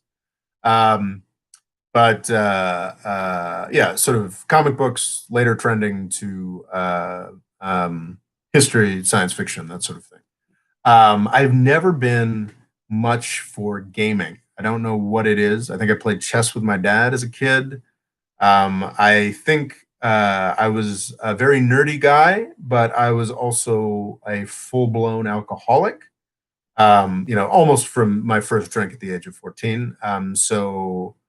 While I had a lot of, I certainly had friends who were into Magic the Gathering, who were into Dungeons and Dragons, who were into stuff like that. I mean, in Istanbul, I was a member of a improv theater troupe, and they all loved to play Dungeons and Dragons, but it was never something I really identified with because I was into comic books. And then as soon as I, started drinking, I wanted to spend all of my social time possible being a big drunken asshole. So yeah, like I never got into gaming, and I think that's something of a lack. I can't do video games because those are actually probably more dangerous for me than alcohol. But yeah, my nerd cred is with my encyclopedic knowledge of comic books. That is my thing. And you guys may have noticed I'm a bit of a comic book nerd from I don't know, the design of all my book jackets. Yeah, that's clearly quick. Who can say what the cover of the Avoiding the British Empire. What comic book company is the Avoiding the British Empire cover based on? You may not get this if you're under the age of 40, but anyway. Yeah, so yeah, whereas I was just never so much into the board games and gaming. I don't know why. There's something in my mind that I always just wanted to be drinking. And my nerdiness is sort of usually more private pursuit, which is not what this nerdiness is, but I don't know. Farzam says, RE Green Movement, very hard to say. I think it would have still happened under a Bush, weaker though. So I mean, obviously, like, there is a limit to the power that the United States government has over countries. But yeah, just the idea that the Green Movement would have been weaker under Bush than it was under Obama is alone weaker under Bush than it would have been under the very brief peace-oriented Obama from 2009 to 2011. I think is sort of a confirmation of my thesis. There were many internal things going on, but perhaps not under a Trump. Exactly. Like how can you have a green movement in Iran when Donald Trump is starving you to death and telling you to have a green movement? Ridiculous. Gilad says, Netanyahu has mutated. He loves Arabs now. Gilad says it is the fourth election. We are about to have the fourth election in 2 years in Israel. That is insane. I think Turkey went through a process similar to that. But at least they were for different things. There was a local election and a parliamentary election and a constitutional election. This is Gilad, this is the fourth parliamentary election in 2 years, right? It's crazy time. Black Metal Silly says yes. Farzam says Ahmadinejad was a very controversial figure. His second winning in 2009 would equal Trump being reelected in 2020. Man, Ahmadinejad, I got to do a deep dive on Ahmadinejad at some point. At some point last year or a year or so back, he started tweeting about how great my college football team was. He's got some English speakers in his office that just started deciding that Ahmadinejad should start tweeting about U.S. and international pop culture, and it's very weird. My understanding is, yes, he's a tremendously... You know what? I find Ahmadinejad kind of interesting and funny. I bet that's exactly the way a lot of people internationally feel about Trump. As an American, I find Trump fucking nightmarish. And I'm sure, Farzam, I'm sorry, I don't want to overassume, but I think Farzam, you are Iranian, would find Ahmadinejad an embarrassing nightmare. So yeah, Ahmadinejad, that is interesting. The parallels between Ahmadinejad and Trump are kind of, I'm sure somebody's teased that out at some point. And that would definitely be interesting to read. Gilad says, there is Likud Rebels Party called New Hope, campaigning on rule of law and right-wing alternative to Likud. It's fascinating just how similar Netanyahu and Erdogan are as political figures, just with their political profile within their country, because that's a dynamic in Turkey right now with Erdogan as well, is that the E party, the good party, they actually called the good party, the E party, are nationalists, right-wing nationalists, which makes them, in the Turkish political system, you can, if you can plausibly be affiliated with the Kurds, if you can plausibly be affiliated with the Gulanis, you can definitely be, you're definitely at risk of being arrested. But the E Party is a bunch of hyper-nationalist, super secular, frankly, probably, deeply racist against the Kurds. So they're kind of untouchable, and they're a real threat to Turkey, to Erdogan right now. And it's fascinating that that Netanyahu is facing a very similar challenge, which is interesting. Gilad says, because Erdogan and Netanyahu, despite the fact that Turkey and Israel have always worked together rather closely, are famously not friends. Gilad says, alternative to lockdown policy. That's interesting. So it's interesting how, with the exception of Trump, any political party that's in power has opted for sort of lockdowns and let's, administer vaccines as soon and as well as possible, and has been the popular choice in every country, and then it becomes I think in Britain, someone was talking about how in Britain, And in Germany as well, because it's funny, not from the U.S. perspective, but Merkel is seen as right leaning in the German system. It's actually left wingers that are more skeptical of coronavirus and whatnot. It's kind of fascinating how that works. Or really boring and easy to understand. The alternative lockdown policy. Many progressive city dwellers were sure his opponents. Let's see. Ahmadinejad is a very. Oh dear, where have I lost? Oh, okay. Farzam, again talking about Ahmadinejad. Many progressive city dwellers were sure his opponent was going to win, but they woke up to Ahmadinejad winning with a landslide, so they assumed there was election fraud. And that's certainly what we assume in the United States, which could be wrong.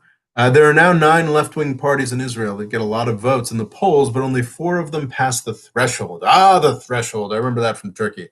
That is something worth Googling. It's a very confusing aspect of parliamentary politics.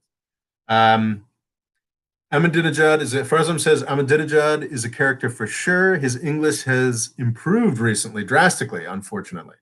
I don't think Ahmadinejad's English has improved to the degree where he is able to tweet convincingly about University of Michigan American football victories. I feel like he's got some people in his office, but actually as a politician, his English language skills have improved drastically. So does he speak more English than Turkey's Erdogan does? Wouldn't be surprised. The election itself, sorry, Gilad again on Israeli politics. The election itself is Bibi plus ultra-Orthodox parties versus left, right, far-right Arab alliance. Politics in Israel are inverse to the U.S. in every means possible. Oh, I don't know about that. But I don't know much about Israel politics, and I don't have to learn about it because you all voted for U.S. empire rather than Israel-Palestine problem. Okay, God, wow. Okay, so I did Qatar crisis ends. The question is Yemen next? Man, I don't know. I have notes for say something about Yemen. Yes, so let's just talk Yemen. We did Sudan, Ethiopia. That's good. Yemen's government explodes. That's kind of a little unfortunate that I wrote that. But yeah, on December 30th, the new government that was put together with much fanfare, the new government of Yemen. In Yemen, Saudi Arabia has lost. I've got a long video that I had best get out, or I'm going to be driven insane. I've been working on it for 8 months, talking about how comprehensively Saudi Arabia has lost in Yemen. There was a new Yemeni government, the process of a long negotiation process. But what's absurd about this new Yemeni government is it had nothing to do with the Houthis, who control a significant chunk of territory that also happens to be where 80% of Yemenis live. So this peace process that has been ongoing for 3 or 4 years now was between 2 separate elements of the shitty foreign-backed coalition that only governs really the city of Aden in Yemen, which is ridiculous that people still talk about that like it's the official government. There is in Aden, southern Yemen was an independent country until 1990, 91, something like that. And then there was a civil war to crush the southern Yemenis who decided they wanted to opt out, I think 1994. So there is a significant southern separatist influence. They work very well with the UAE. They do not work very well with the official Saudi government under Hadi that is sponsored by Saudi Arabia. There has been physical fighting between different aspects of the Saudi coalition that has failed to make any progress in Yemen for 6 years now. It's an utter catastrophe. On December 30th, the product of this in-depth negotiation between proxies that for some reason between foreign proxies that for some reason, to be clear, I do believe the Southern Transitions Council has much more legitimacy than the Saudi-backed group. But yeah, this sort of deal between proxies was somehow described in the international process as a deal on Yemeni government. Just utter horseshit. This government that was established and put together in the Saudi capital of Riyadh flew into Yemen, into Aden, this southern city, former capital of South Yemen, on December 30th and was met with a mortar attack. Of course, this was instantly blamed upon the Houthis. But I mean, there are multiple military factions hostile to the Houthis, more or less in control of much of southern Yemen.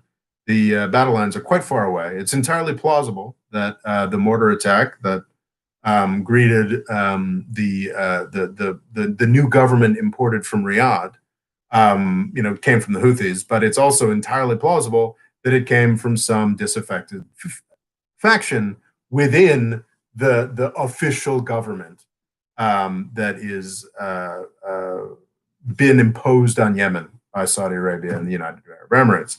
It is a catastrophe. 21 people, including journalists, died in this mortar attack. The government, I think most of the figures in the government survived that attack, but I can't think of a more poignant and horrifying illustration of what an absurd catastrophe the Saudi UAE invasion, Saudi UAE United States invasion of Yemen over the past 6 years has been. It is a catastrophe. It is an atrocity. Saudi Arabia desperately wants to get out of Yemen, but it wants to get out of Yemen in a way that preserves its sort of dominance. It is, despite the fact that it's supposedly there to fight the Houthis, it has spent the year developing a military base far to the, I think, closer, I think, in a province much closer to the Omani border, with a lot of desert in between this military base and Omani control and Houthi controlled territory. The idea being that, okay, we can give up and let the Houthis control everything that matters in this country. We're just going to essentially annex this chunk of desert, which is pretty fucked up. I think they're probably going to get away with annexing that chunk of desert. Not officially for decades, but it will give them, access outside of the seas to the Indian Ocean, and they will take it and keep it because it's mostly desert. That's fucked up, but if that's what's necessary to get people fed in Yemen, then maybe that's the next right step. I don't know.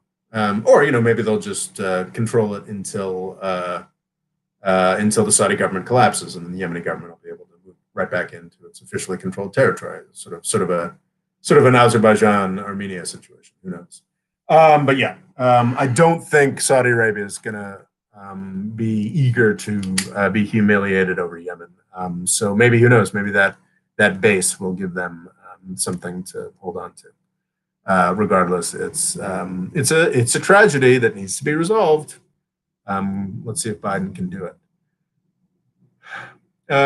Gilad says the Israeli election itself is Bibi plus ultra-Orthodox parties versus left, right, far-right Arab alliance. God, Israeli politics are complicated. Politics in Israel are inverse to the U.S. in every means possible. But Saudi Arabia and Qatar never had a war. That's true, Gilad. Saudi Arabia and Qatar never had a war, but Saudi Arabia was threatening to wipe Qatar off the face of the map. And even Saudi Arabia's ridiculous Potemkin army was capable of taking Qatar, I would fucking hope. I mean, it's literally just a little nub with not a lot of people. It's just a big U.S. military base. And I mean, I think probably 1 million people in that little nub, very few of which are actually Qataris. Gilad says, remember the Battle of Doha? And I have no idea what that is. Battle of Doha? Yeah, I don't know what that is. Sadiq Boxing says, I can't see Yemen being in peace unless the Houthis control the country. I think that's a very good point, but I think the Houthis plausibly could be, I don't know, that's interesting. Like, will the Houthis automatically, as soon as pressure lets up, will they just automatically take Aden, or will Aden, with UAE support, be able to keep itself free of Houthi? Will there be a deal made? I think that the Houthis at this point, I would pray, would be amenable to a deal that gave some kind of autonomy to the Southern Transition Council and Southern Yemeni freedom. So, like, will Yemen end up being carved up a bit? Unfortunately, I think that's likely. But if that's what we need for peace, I don't know if I'm 100% on that. I haven't thought enough about this. And thank you for helping me to think about this. But yeah, the idea that the Houthis are going to somehow get driven out of the territories they control now is utterly ridiculous. The Houthis are like the Taliban, except I think probably more powerful, and have done. The Taliban was pushed out of every important city in Afghanistan at one point. The Saudis have never managed anything like that. They pushed them out of Aden, where, as we now know, there was significant anti-North separatist sentiment, and failed to make it through Ib or Taiz or Hodeidah or any other serious city. The majority of Yemenis live in Houthi-controlled territory, and they have for, I think, since 2014 at this point. And all the billions that Saudi has poured into it, with the connivance of the United States and the United Kingdom, has yielded nothing. So yeah, I think the Houthis will be the dominant power in Yemen. We need to get used to that and stop murdering Yemenis. Farazim says Yemen kind of saved Iran and Saudi Arabia from an erosive war. MBS's talks were starting to look strikingly similar to Saddam in the 80s, but his war appetite seems to be gone. That's very interesting. That's horrifying, but true. That sort of MBS's aggression might have been taking out on Yemen. The thing is, though, I don't think it's practical for. I mean, how is MBS going to invade Iran? It's just across the Persian Gulf. That wouldn't work. So yeah, I think I hadn't really thought about it that way, but that Yemen has sort of crushed MBS's ideas of military conquest is a good point and a gift, but my God, the cost. Doha capital, isn't it? Well, I think Doha, right? Anyway, Gilad made a joke. Sadiq Bak saying, yes, the Houthis are very powerful, most powerful militia we've seen so far. Well, the thing about the Houthis is that, like, yeah, I mean, they're a militia, but they're a militia that includes a government as part of its faction. I mean, remember that before they fell out, I mean, Saleh, the guy who had run Yemen for 30 years, spent 3 years cooperating with the Houthis until he thought that, oh well, I'm Saleh, I can throw over these Houthis. He died. He was killed by the Houthis when he tried to do that in 2017. I think it was 2017. So yeah, I mean, the Houthis are. I'm not sure militia is the right. They are the government of Yemen. That's the fact. I think even in the Houthis' ideology, and I think a Houthi would say, "Oh no, we're not that. We're just here to make sure the government runs more appropriately." But let's be honest. 7 years later, the Houthis are the government of Yemen. Houthis are the most powerful. That's actually Houthis are the government of Yemen. That sounds like a SEO worthy video title. Are the government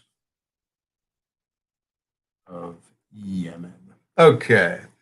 Yemen is a map from college. Okay, so we've done Yemen.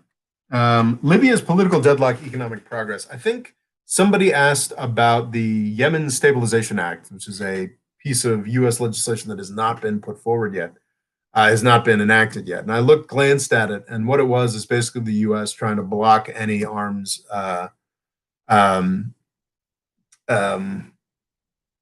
being sent into the Libyan civil war. I don't know that that's at all useful. I think what's important at this point is to actually support one government. That's what the United States should do right now, and arm that government.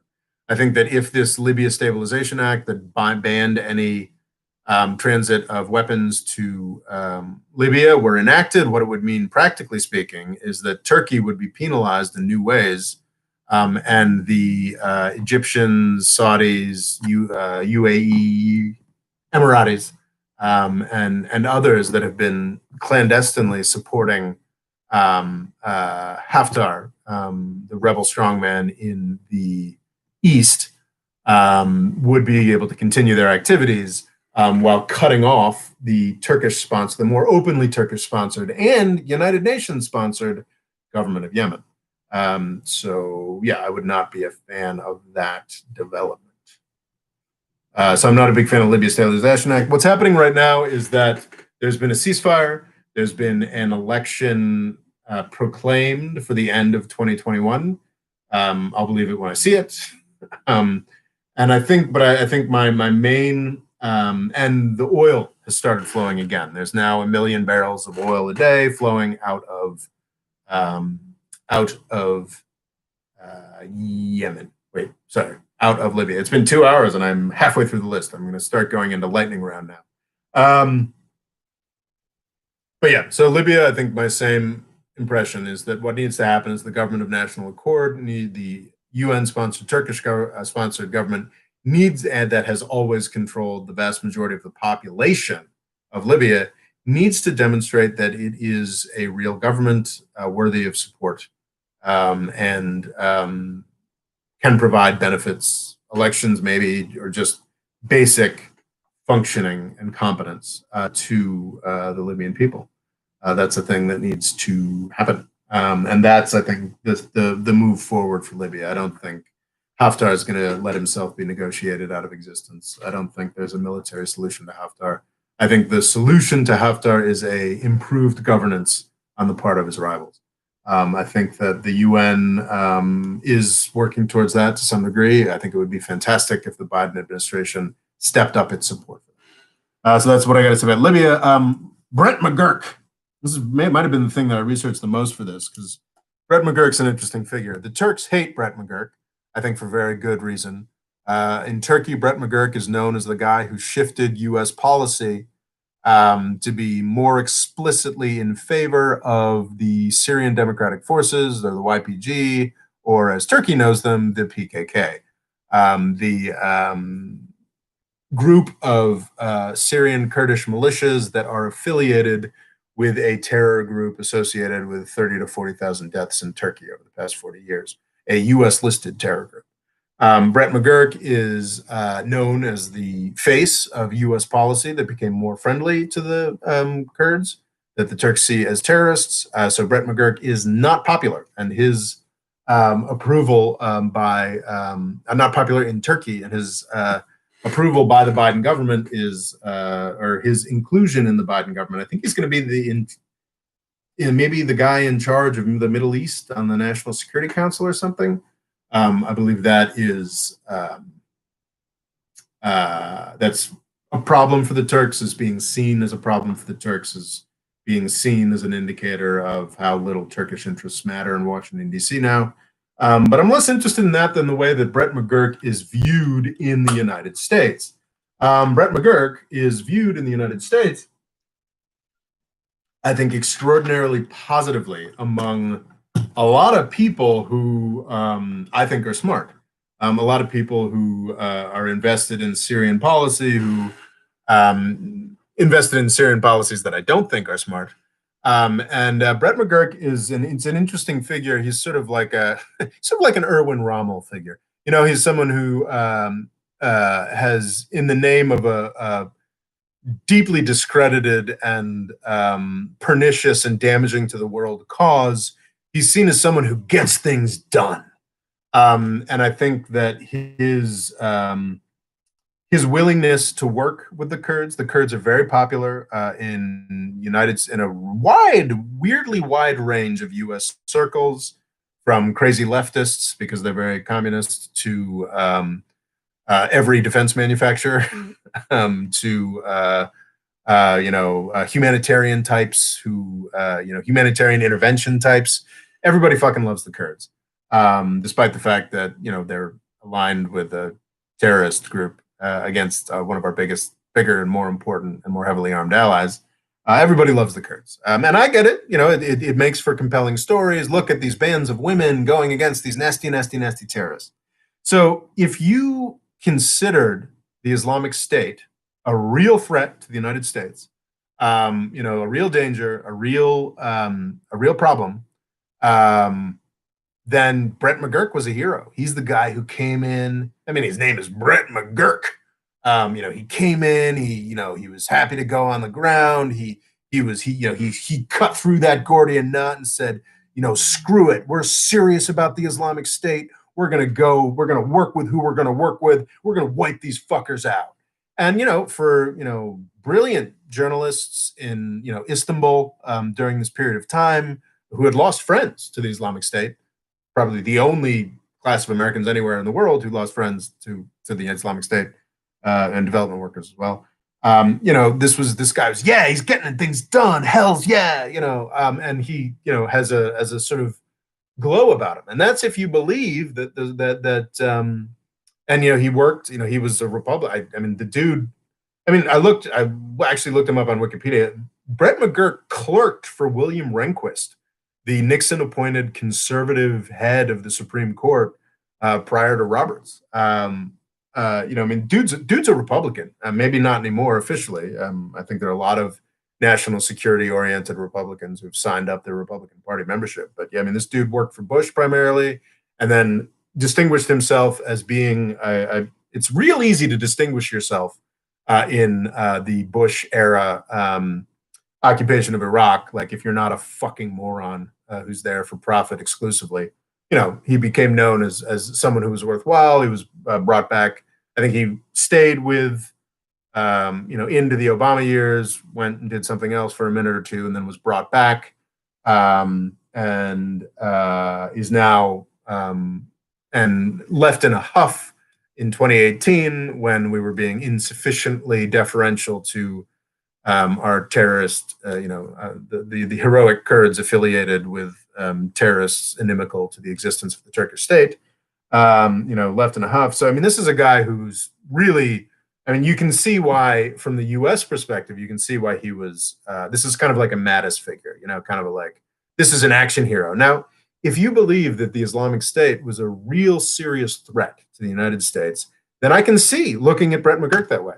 If you believe, as I do, which I believe to be much closer to the fact, that what the Islamic State was a result of U.S. policy, not just, we invaded Iraq and yada, yada, eventually the Islamic State happened. No, like the U.S. policy that Brett McGurk and others like him were implementing during the Obama administration. The reason the Islamic State exists is because it is a proxy being used against Bashar Assad by the United States that got out of hand.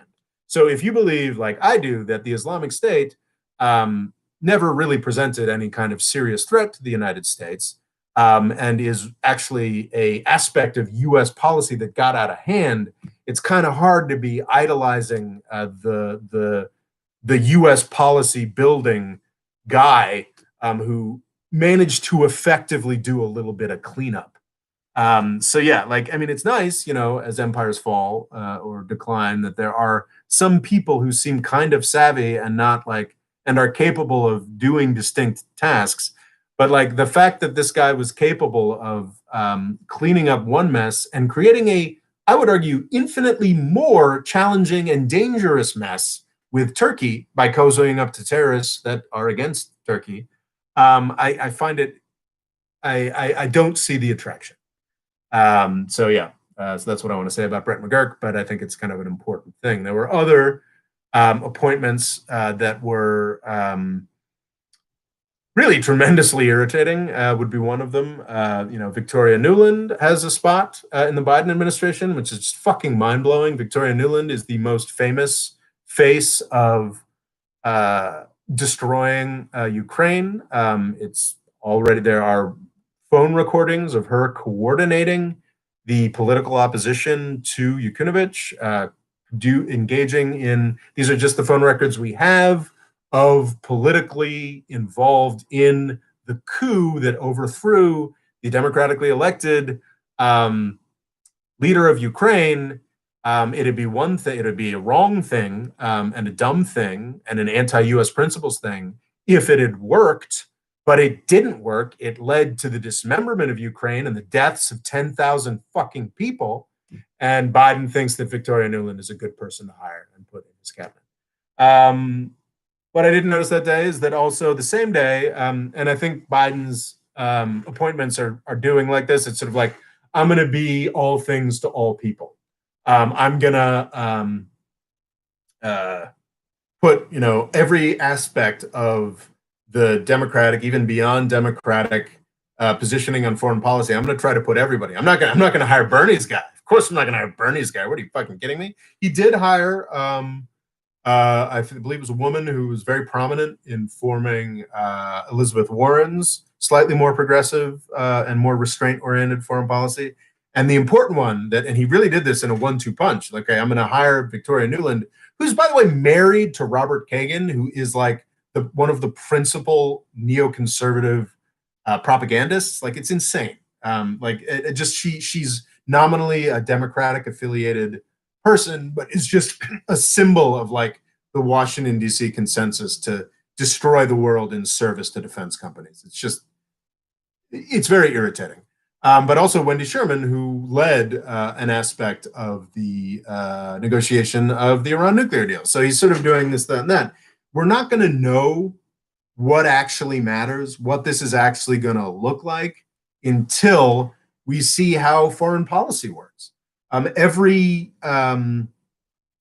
president now, Donald Trump was an extreme, and it was an extreme in this direction, in that he didn't really he let Pompeo do whatever the fuck he wanted. He let a lot of his people do whatever the fuck they wanted. In the Trump administration, the cabinet secretaries had departments under them. They could sort of do whatever they wanted. But Donald Trump didn't really have a foreign policy other than what he was watching on Fox News. So yeah, I think Trump is our first president who decided foreign policy exclusively through what Rupert Murdoch or whoever talked to him last told him what to do. That's a uniquely weak thing. But every president does things very differently.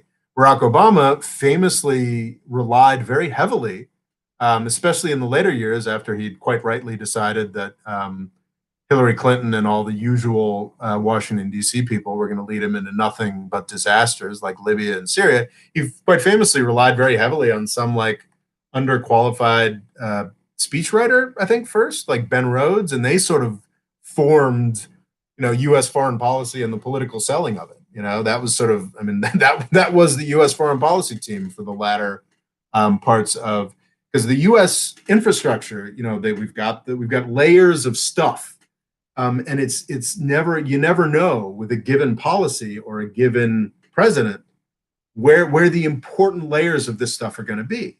Under Nixon and then Ford, Henry Kissinger's National Security Council was extraordinarily important. Like the National Security Advisor, was policy and was flying on jets to do negotiations. That's the famous what is it? The jet diplomacy, or no? There's a famous term for what Kissinger did. But in other administrations, the Secretary of State is more important. Under Bush, famously, the vice president kind of took over U.S. policy. So we don't know what this actually means. It's kind of like Kremlinology, or at this point, it's kind of like Kremlinology, or trying to decide like what it means, what it means that this person in the Chinese Politburo is sitting next to Xi Jinping at this dinner. What that means. That's the point we're at. Because we live in an open system. In the coming months, we'll learn what really matters. Sure, on the same day, Joe Biden hired Victoria Nuland, the neocon Ukraine destroyer, and Wendy Sherman, the Iran nuclear deal, one of the Iran nuclear deal architects. So who knows what that means? Will Joe Biden and we can be sure that I think it's Tony Blinken, the Secretary of State, will have some kind of role. The Secretary of State role is an automatically powerful role. But even in that, we don't know if Biden will be more interested in talking and working through the head of the National Security Council. We don't know. Blinken could have his independent power, and we'll know for sure. And it's likely that he'll be powerful. But beyond that, we don't know. Like, when Biden has his meetings with his Secretary of State, if he chooses to have his Secretary of State, is he going to have Victoria Nuland in the room, or is he going to have Wendy Sherman in the room? We just don't know how any of it's going to work. So I think it's easy to get really angry. Like maybe Brett McGurk is going to, parachute into, in the Middle East and give MBS a big talking to. And Biden's gonna be like, yeah, you go, Brett, and it's all gonna be Brett McGurk's show. Or Brett McGurk is gonna sit in some office in Washington D.C. and print out reports for 6 months that Biden's never gonna look at, and we just don't know at this point. So that's one reason why I haven't been getting, though I am infuriated that Victoria Nuland was hired. I'm not, going all overboard in flipping out about who's hired by the Biden administration because we just don't know what it looks like. Okay, comments. If Erdogan, Yemen is a map from Call. It says Yemen is a map from Call of Duty. Well, that's sad, but aren't a lot of places. If Erdogan became non-hostile to Israel sooner than Iran, it means Iran is less hostile than Israel thinks.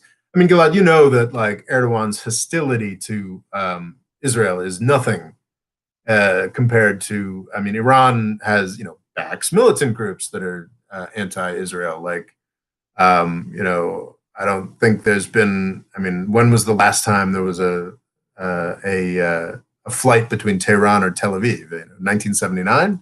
I mean, Turkey. I mean, these are very, very different relationships and calculations here. Gilad says, "Oh, Israel will have voter drive-throughs." Interesting. Arthur Curry says, "Except for tankies, only tankies hate the Kurds." Ah, the tankies. Those are like Stalinists, right? Who think that the Kurds are insufficiently or inappropriately communist. Gilad says the Kurds are corrupt and has internal conflicts. Corruption. The Kurds are corrupt. Well, throw them over.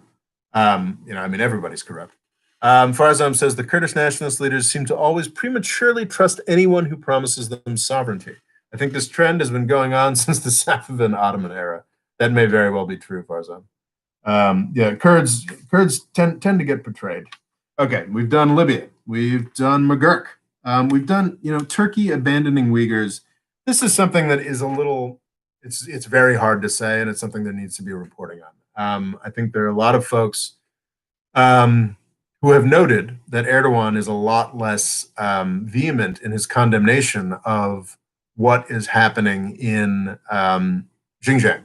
What's interesting, there are aspects of this that have been overinflated by Turkish ideology, but there's also real truth to it.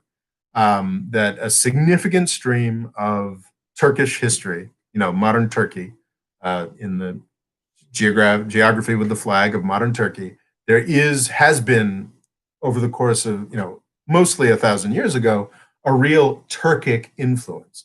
In the mental myth of Turkey and the nationalist ideology of Turkey, the Turks came from the steppes, around where the Mongols were in Asia and came in, and they did. I mean, like most, I think someone who was angrily insisting in the comments that Erdogan's a Georgian. I mean, if you look at the Turks are one of the reasons I loved Turkey when I got there is it's one of the most enthusiastically diverse populations you'll ever see. If you look at any 6 Turkish people, they'll look like one's an Arab, one's European, one's Asian looking. I mean, it's this glorious mismatch. Of course, they all insist that they are of Turkish blood and the same nation, which makes it kind of insane in a fun way that is also slightly reminiscent of my country, the United States.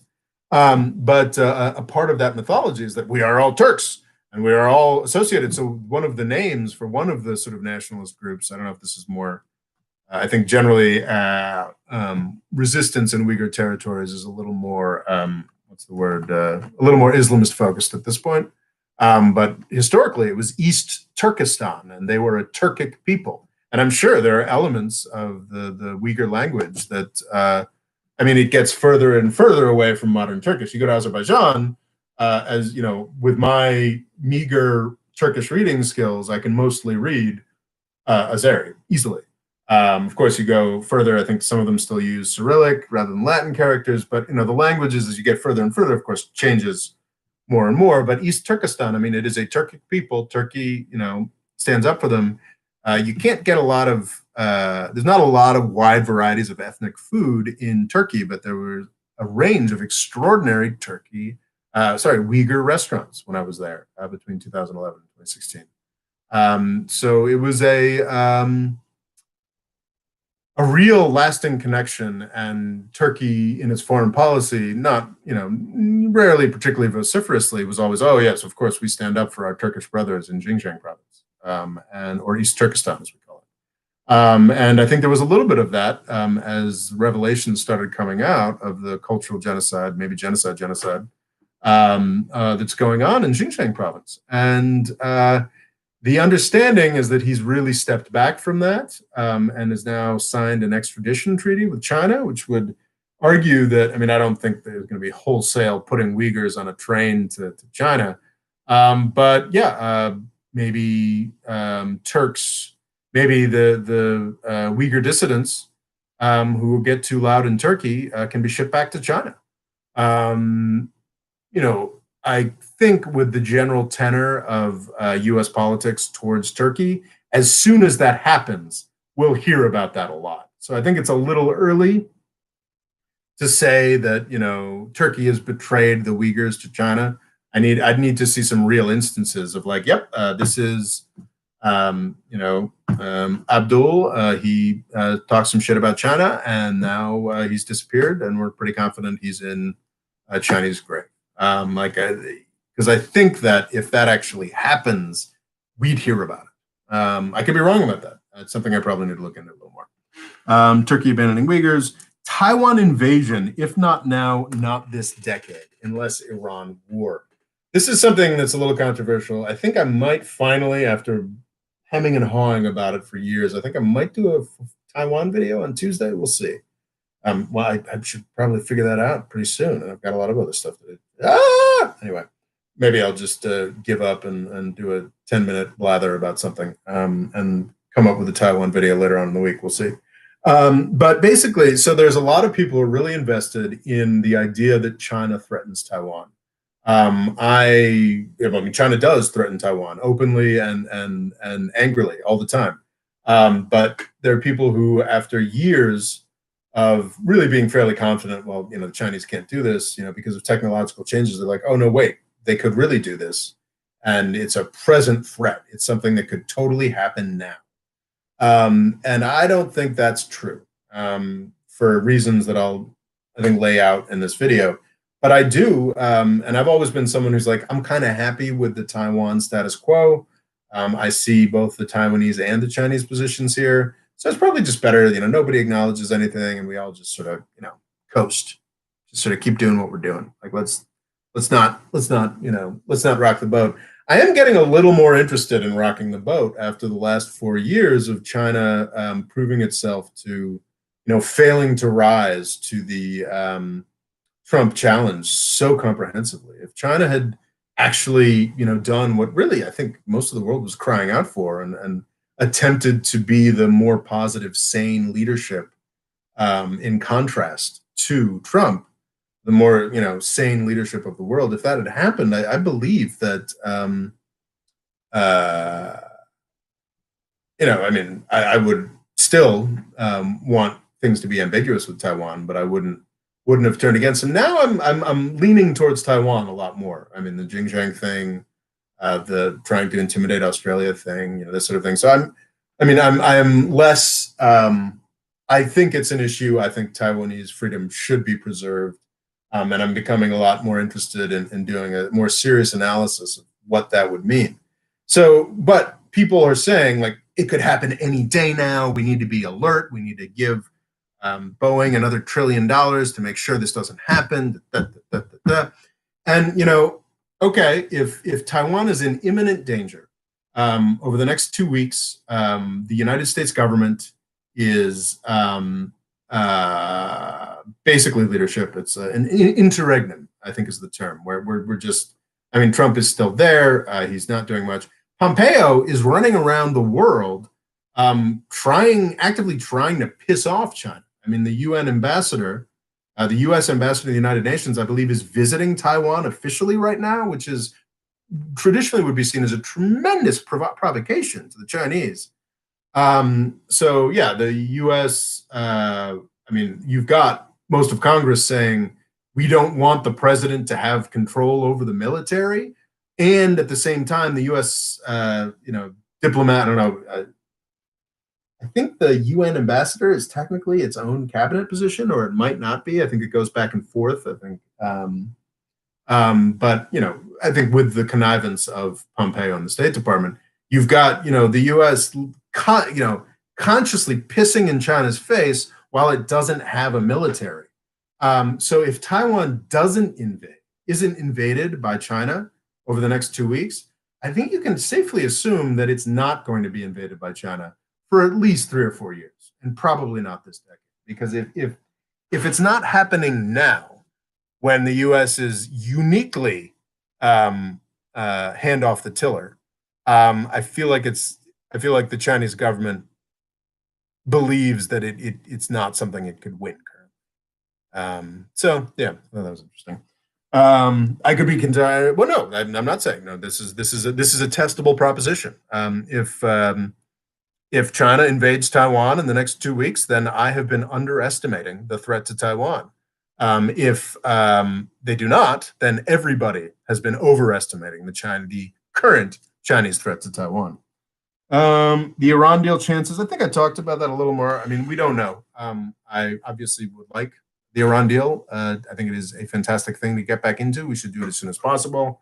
My understanding is that there isn't seen as being too many legal blocks to that. Maybe Biden can just do it with an executive order. That'd be great. US's anti-China market moves. This is boring, but kind of fascinating and terrifying from an investment perspective. There's a lot of people who, in the United States and through United States stock markets, who have invested a lot of money in Chinese companies as part of this sort of conscious fuckery that the Trump administration has been doing. They said that at this point, it's particularly Chinese military or Chinese state-owned enterprise affiliated companies. 3 of them, I think, were they trade related? Can't remember exactly, but there were 3 Chinese companies listed on the U.S. stock exchange that were just booted off. And I think from an investment perspective, this is a little terrifying because, I mean, Tesla, certainly something that is controversial in U.S. markets right now. It's insane overvaluation, but there are a lot of people who are very interested in that insane overvaluation. And we're in a point where, I think half of Tesla's production is in China or something. I mean, its second biggest factory, at least, is in China. And a lot of its value proposition is its ability to serve the Chinese market. So if we're going to start delisting Chinese companies and we're going to start screwing with Chinese businesses that try to do business with us, what happens to Tesla? What happens to there's an extremely wide range of U.S. corporations with much more boring and standard approaches to the world and business who do a lot of business in China, and like Colgate Palmolive and General Mills and really all of them that do a lot of business in China. And if we're going to start, it's got some real potential for problem. And China, if it hadn't been spending its time, screwing with Uyghurs and Hong Kong people, would have a really powerful case to make here, and I think a persuasive case. Unfortunately, they have been doing all the genociding and the Hong Kong crushing, and I say China's suicidal response. The extraordinary thing is Jack Ma, who's sort of it's such a cliche to call him the Chinese Steve Jobs, but he's sort of their answer to the tech mogul, the guy in charge of Alibaba and I don't have that much of a. It's Alibaba and Alipay or something like that. Tencent is the rival, I think, right? Regardless, it is a tremendously powerful tech company. China has independent tech companies, that mirror the United States, unlike every other country. And Jack Ma, sort of the public friendly face of that. He has disappeared after his attempt to take not Alibaba, which is listed in the United States and maybe London as well, through some weird convoluted corporate structure. He attempted to take another aspect of his empire and bring that into what would have been a bigger IPO than Saudi Aramco, the Saudi Arabian state oil company that was the biggest IPO to date. China stopped that IPO. It was 2-3 months ago. And now it appears that for a number of weeks, Jack Ma, a public figure, has disappeared, hasn't shown up for stuff he usually shows up for. Don't know. Is he alive? Is he dead? Is he in like some kind of Saudi Arabian version, Ritz-Carlton, signing away the appropriate papers? Don't know. I mean, it's just interesting because Jack Ma, I think I talked about in a video a couple of years back. He famously bought himself a significant chunk of upstate New York. $25 million worth of some retreat. I think probably consciously, in thinking that something like this might happen, that he might need to flee the country. Well, he didn't make it. And it'll be interesting to see what happens with that property, with whatever billion. I mean, presumably I don't think they'd outright murder a guy who's that important to their public persona, but I think he's probably somewhere being pumped for all of his foreign bank accounts to bring them back and this, that, and the other thing, and he'll be released and make some speeches about how happy he is about China, and I don't know, retire, go under house arrest. I don't know. Maybe he is dead. It's a real. It's yet another grim milestone in China, just proving it is not equipped to act as a hegemon of this system. Okay, I think that's everything. Let me read the rest of the comments, and then this 2.5 hours of Patron only livecast will be over. Kurdish nationalist leaders. Farzam said, yeah, okay, I read that one. Farzam, surprisingly, I could understand Eastern Turkic, Uyghur, Uzbek to a moderate extent, unlike other Central Asian Turkic. You would think geographically it would be the other way. That's fascinating. I mean, I do know that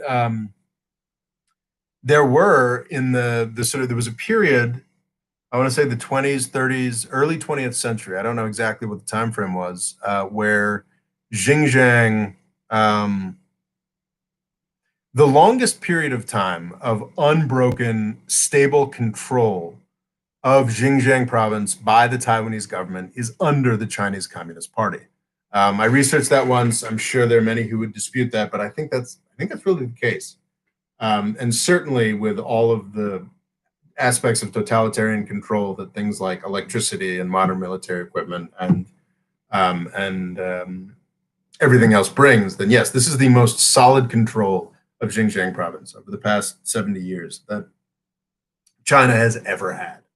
And in the early 20th century, late 19th century, there was a much weaker, Xinjiang was essentially, I think Xinjiang was to some extent controlled by the Soviets for some period of time, separate Chinese warlords, non-Chinese warlords. I think they had an actual attempt at a Turkic president of East Turkestan who I don't know if he ever had real control, but he died in exile in Turkey. So it's entirely possible that the codification of Turkic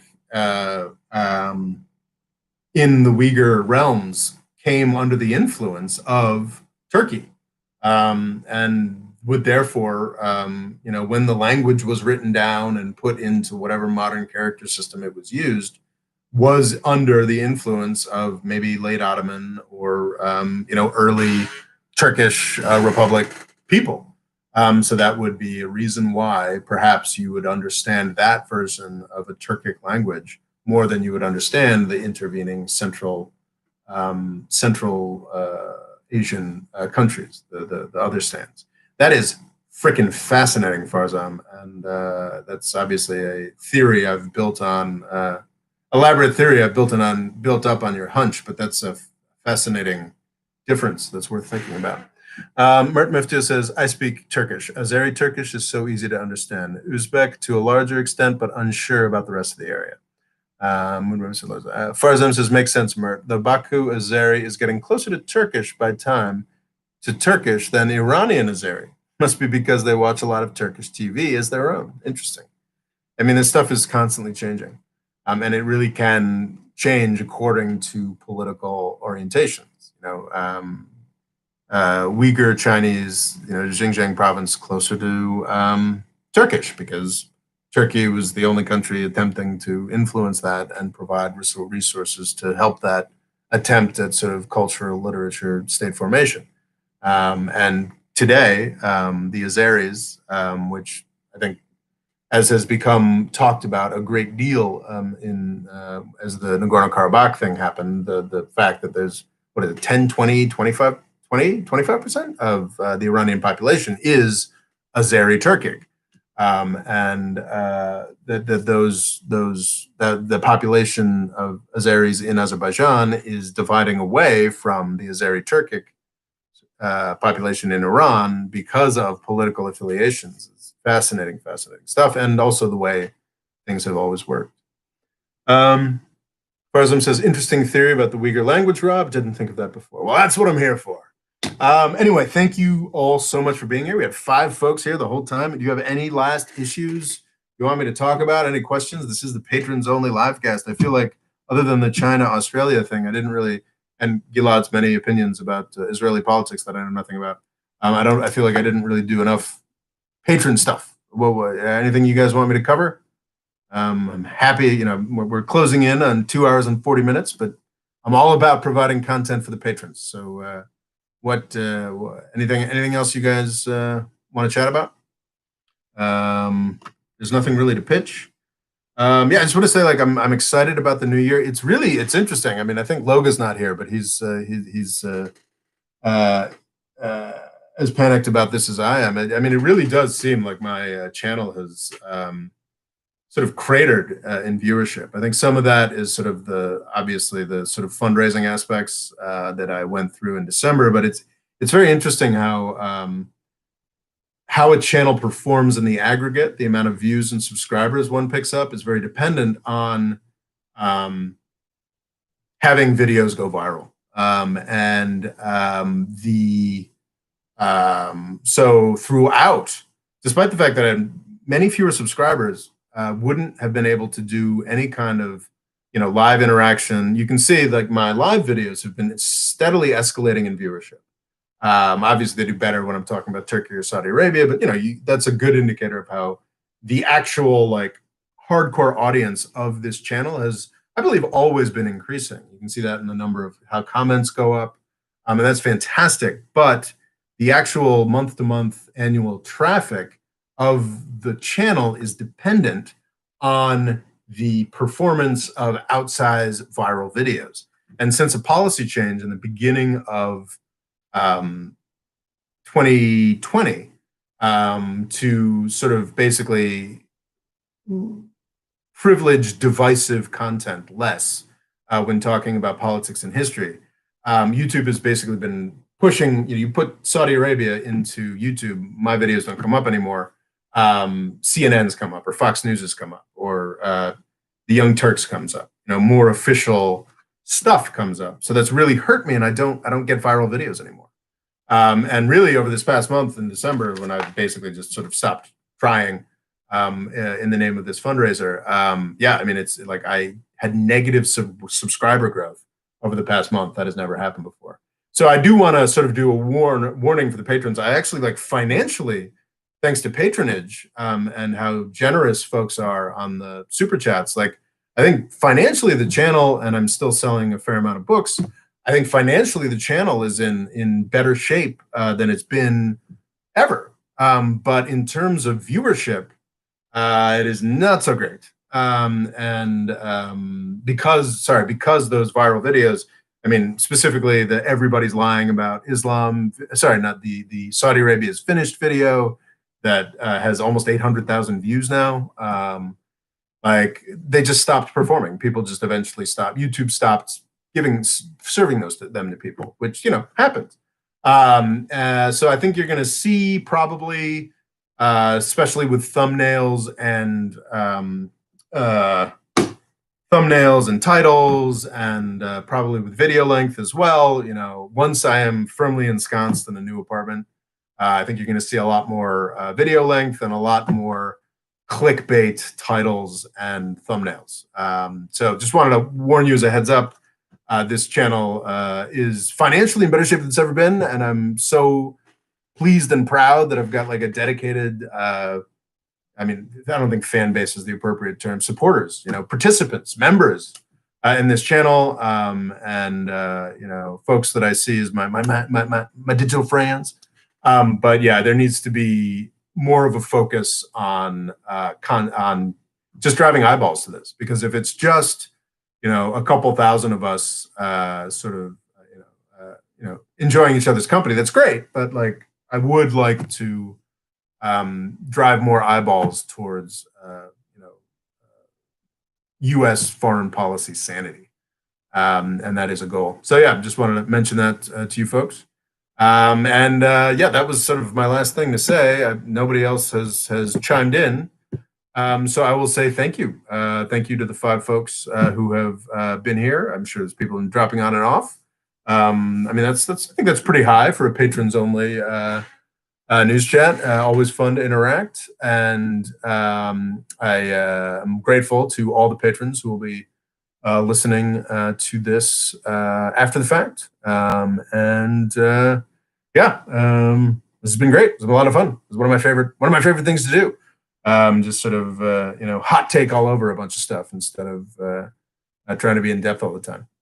All right, folks. Thank you so much, and thank you for being here. And I don't need to pitch you guys. So, all right, this has been awesome, and hopefully, I'm beginning to wonder if it's going to be a produced video on Tuesday or not. But if it isn't, you certainly won't be charged. Anyway, thank you so much. Y'all are the best.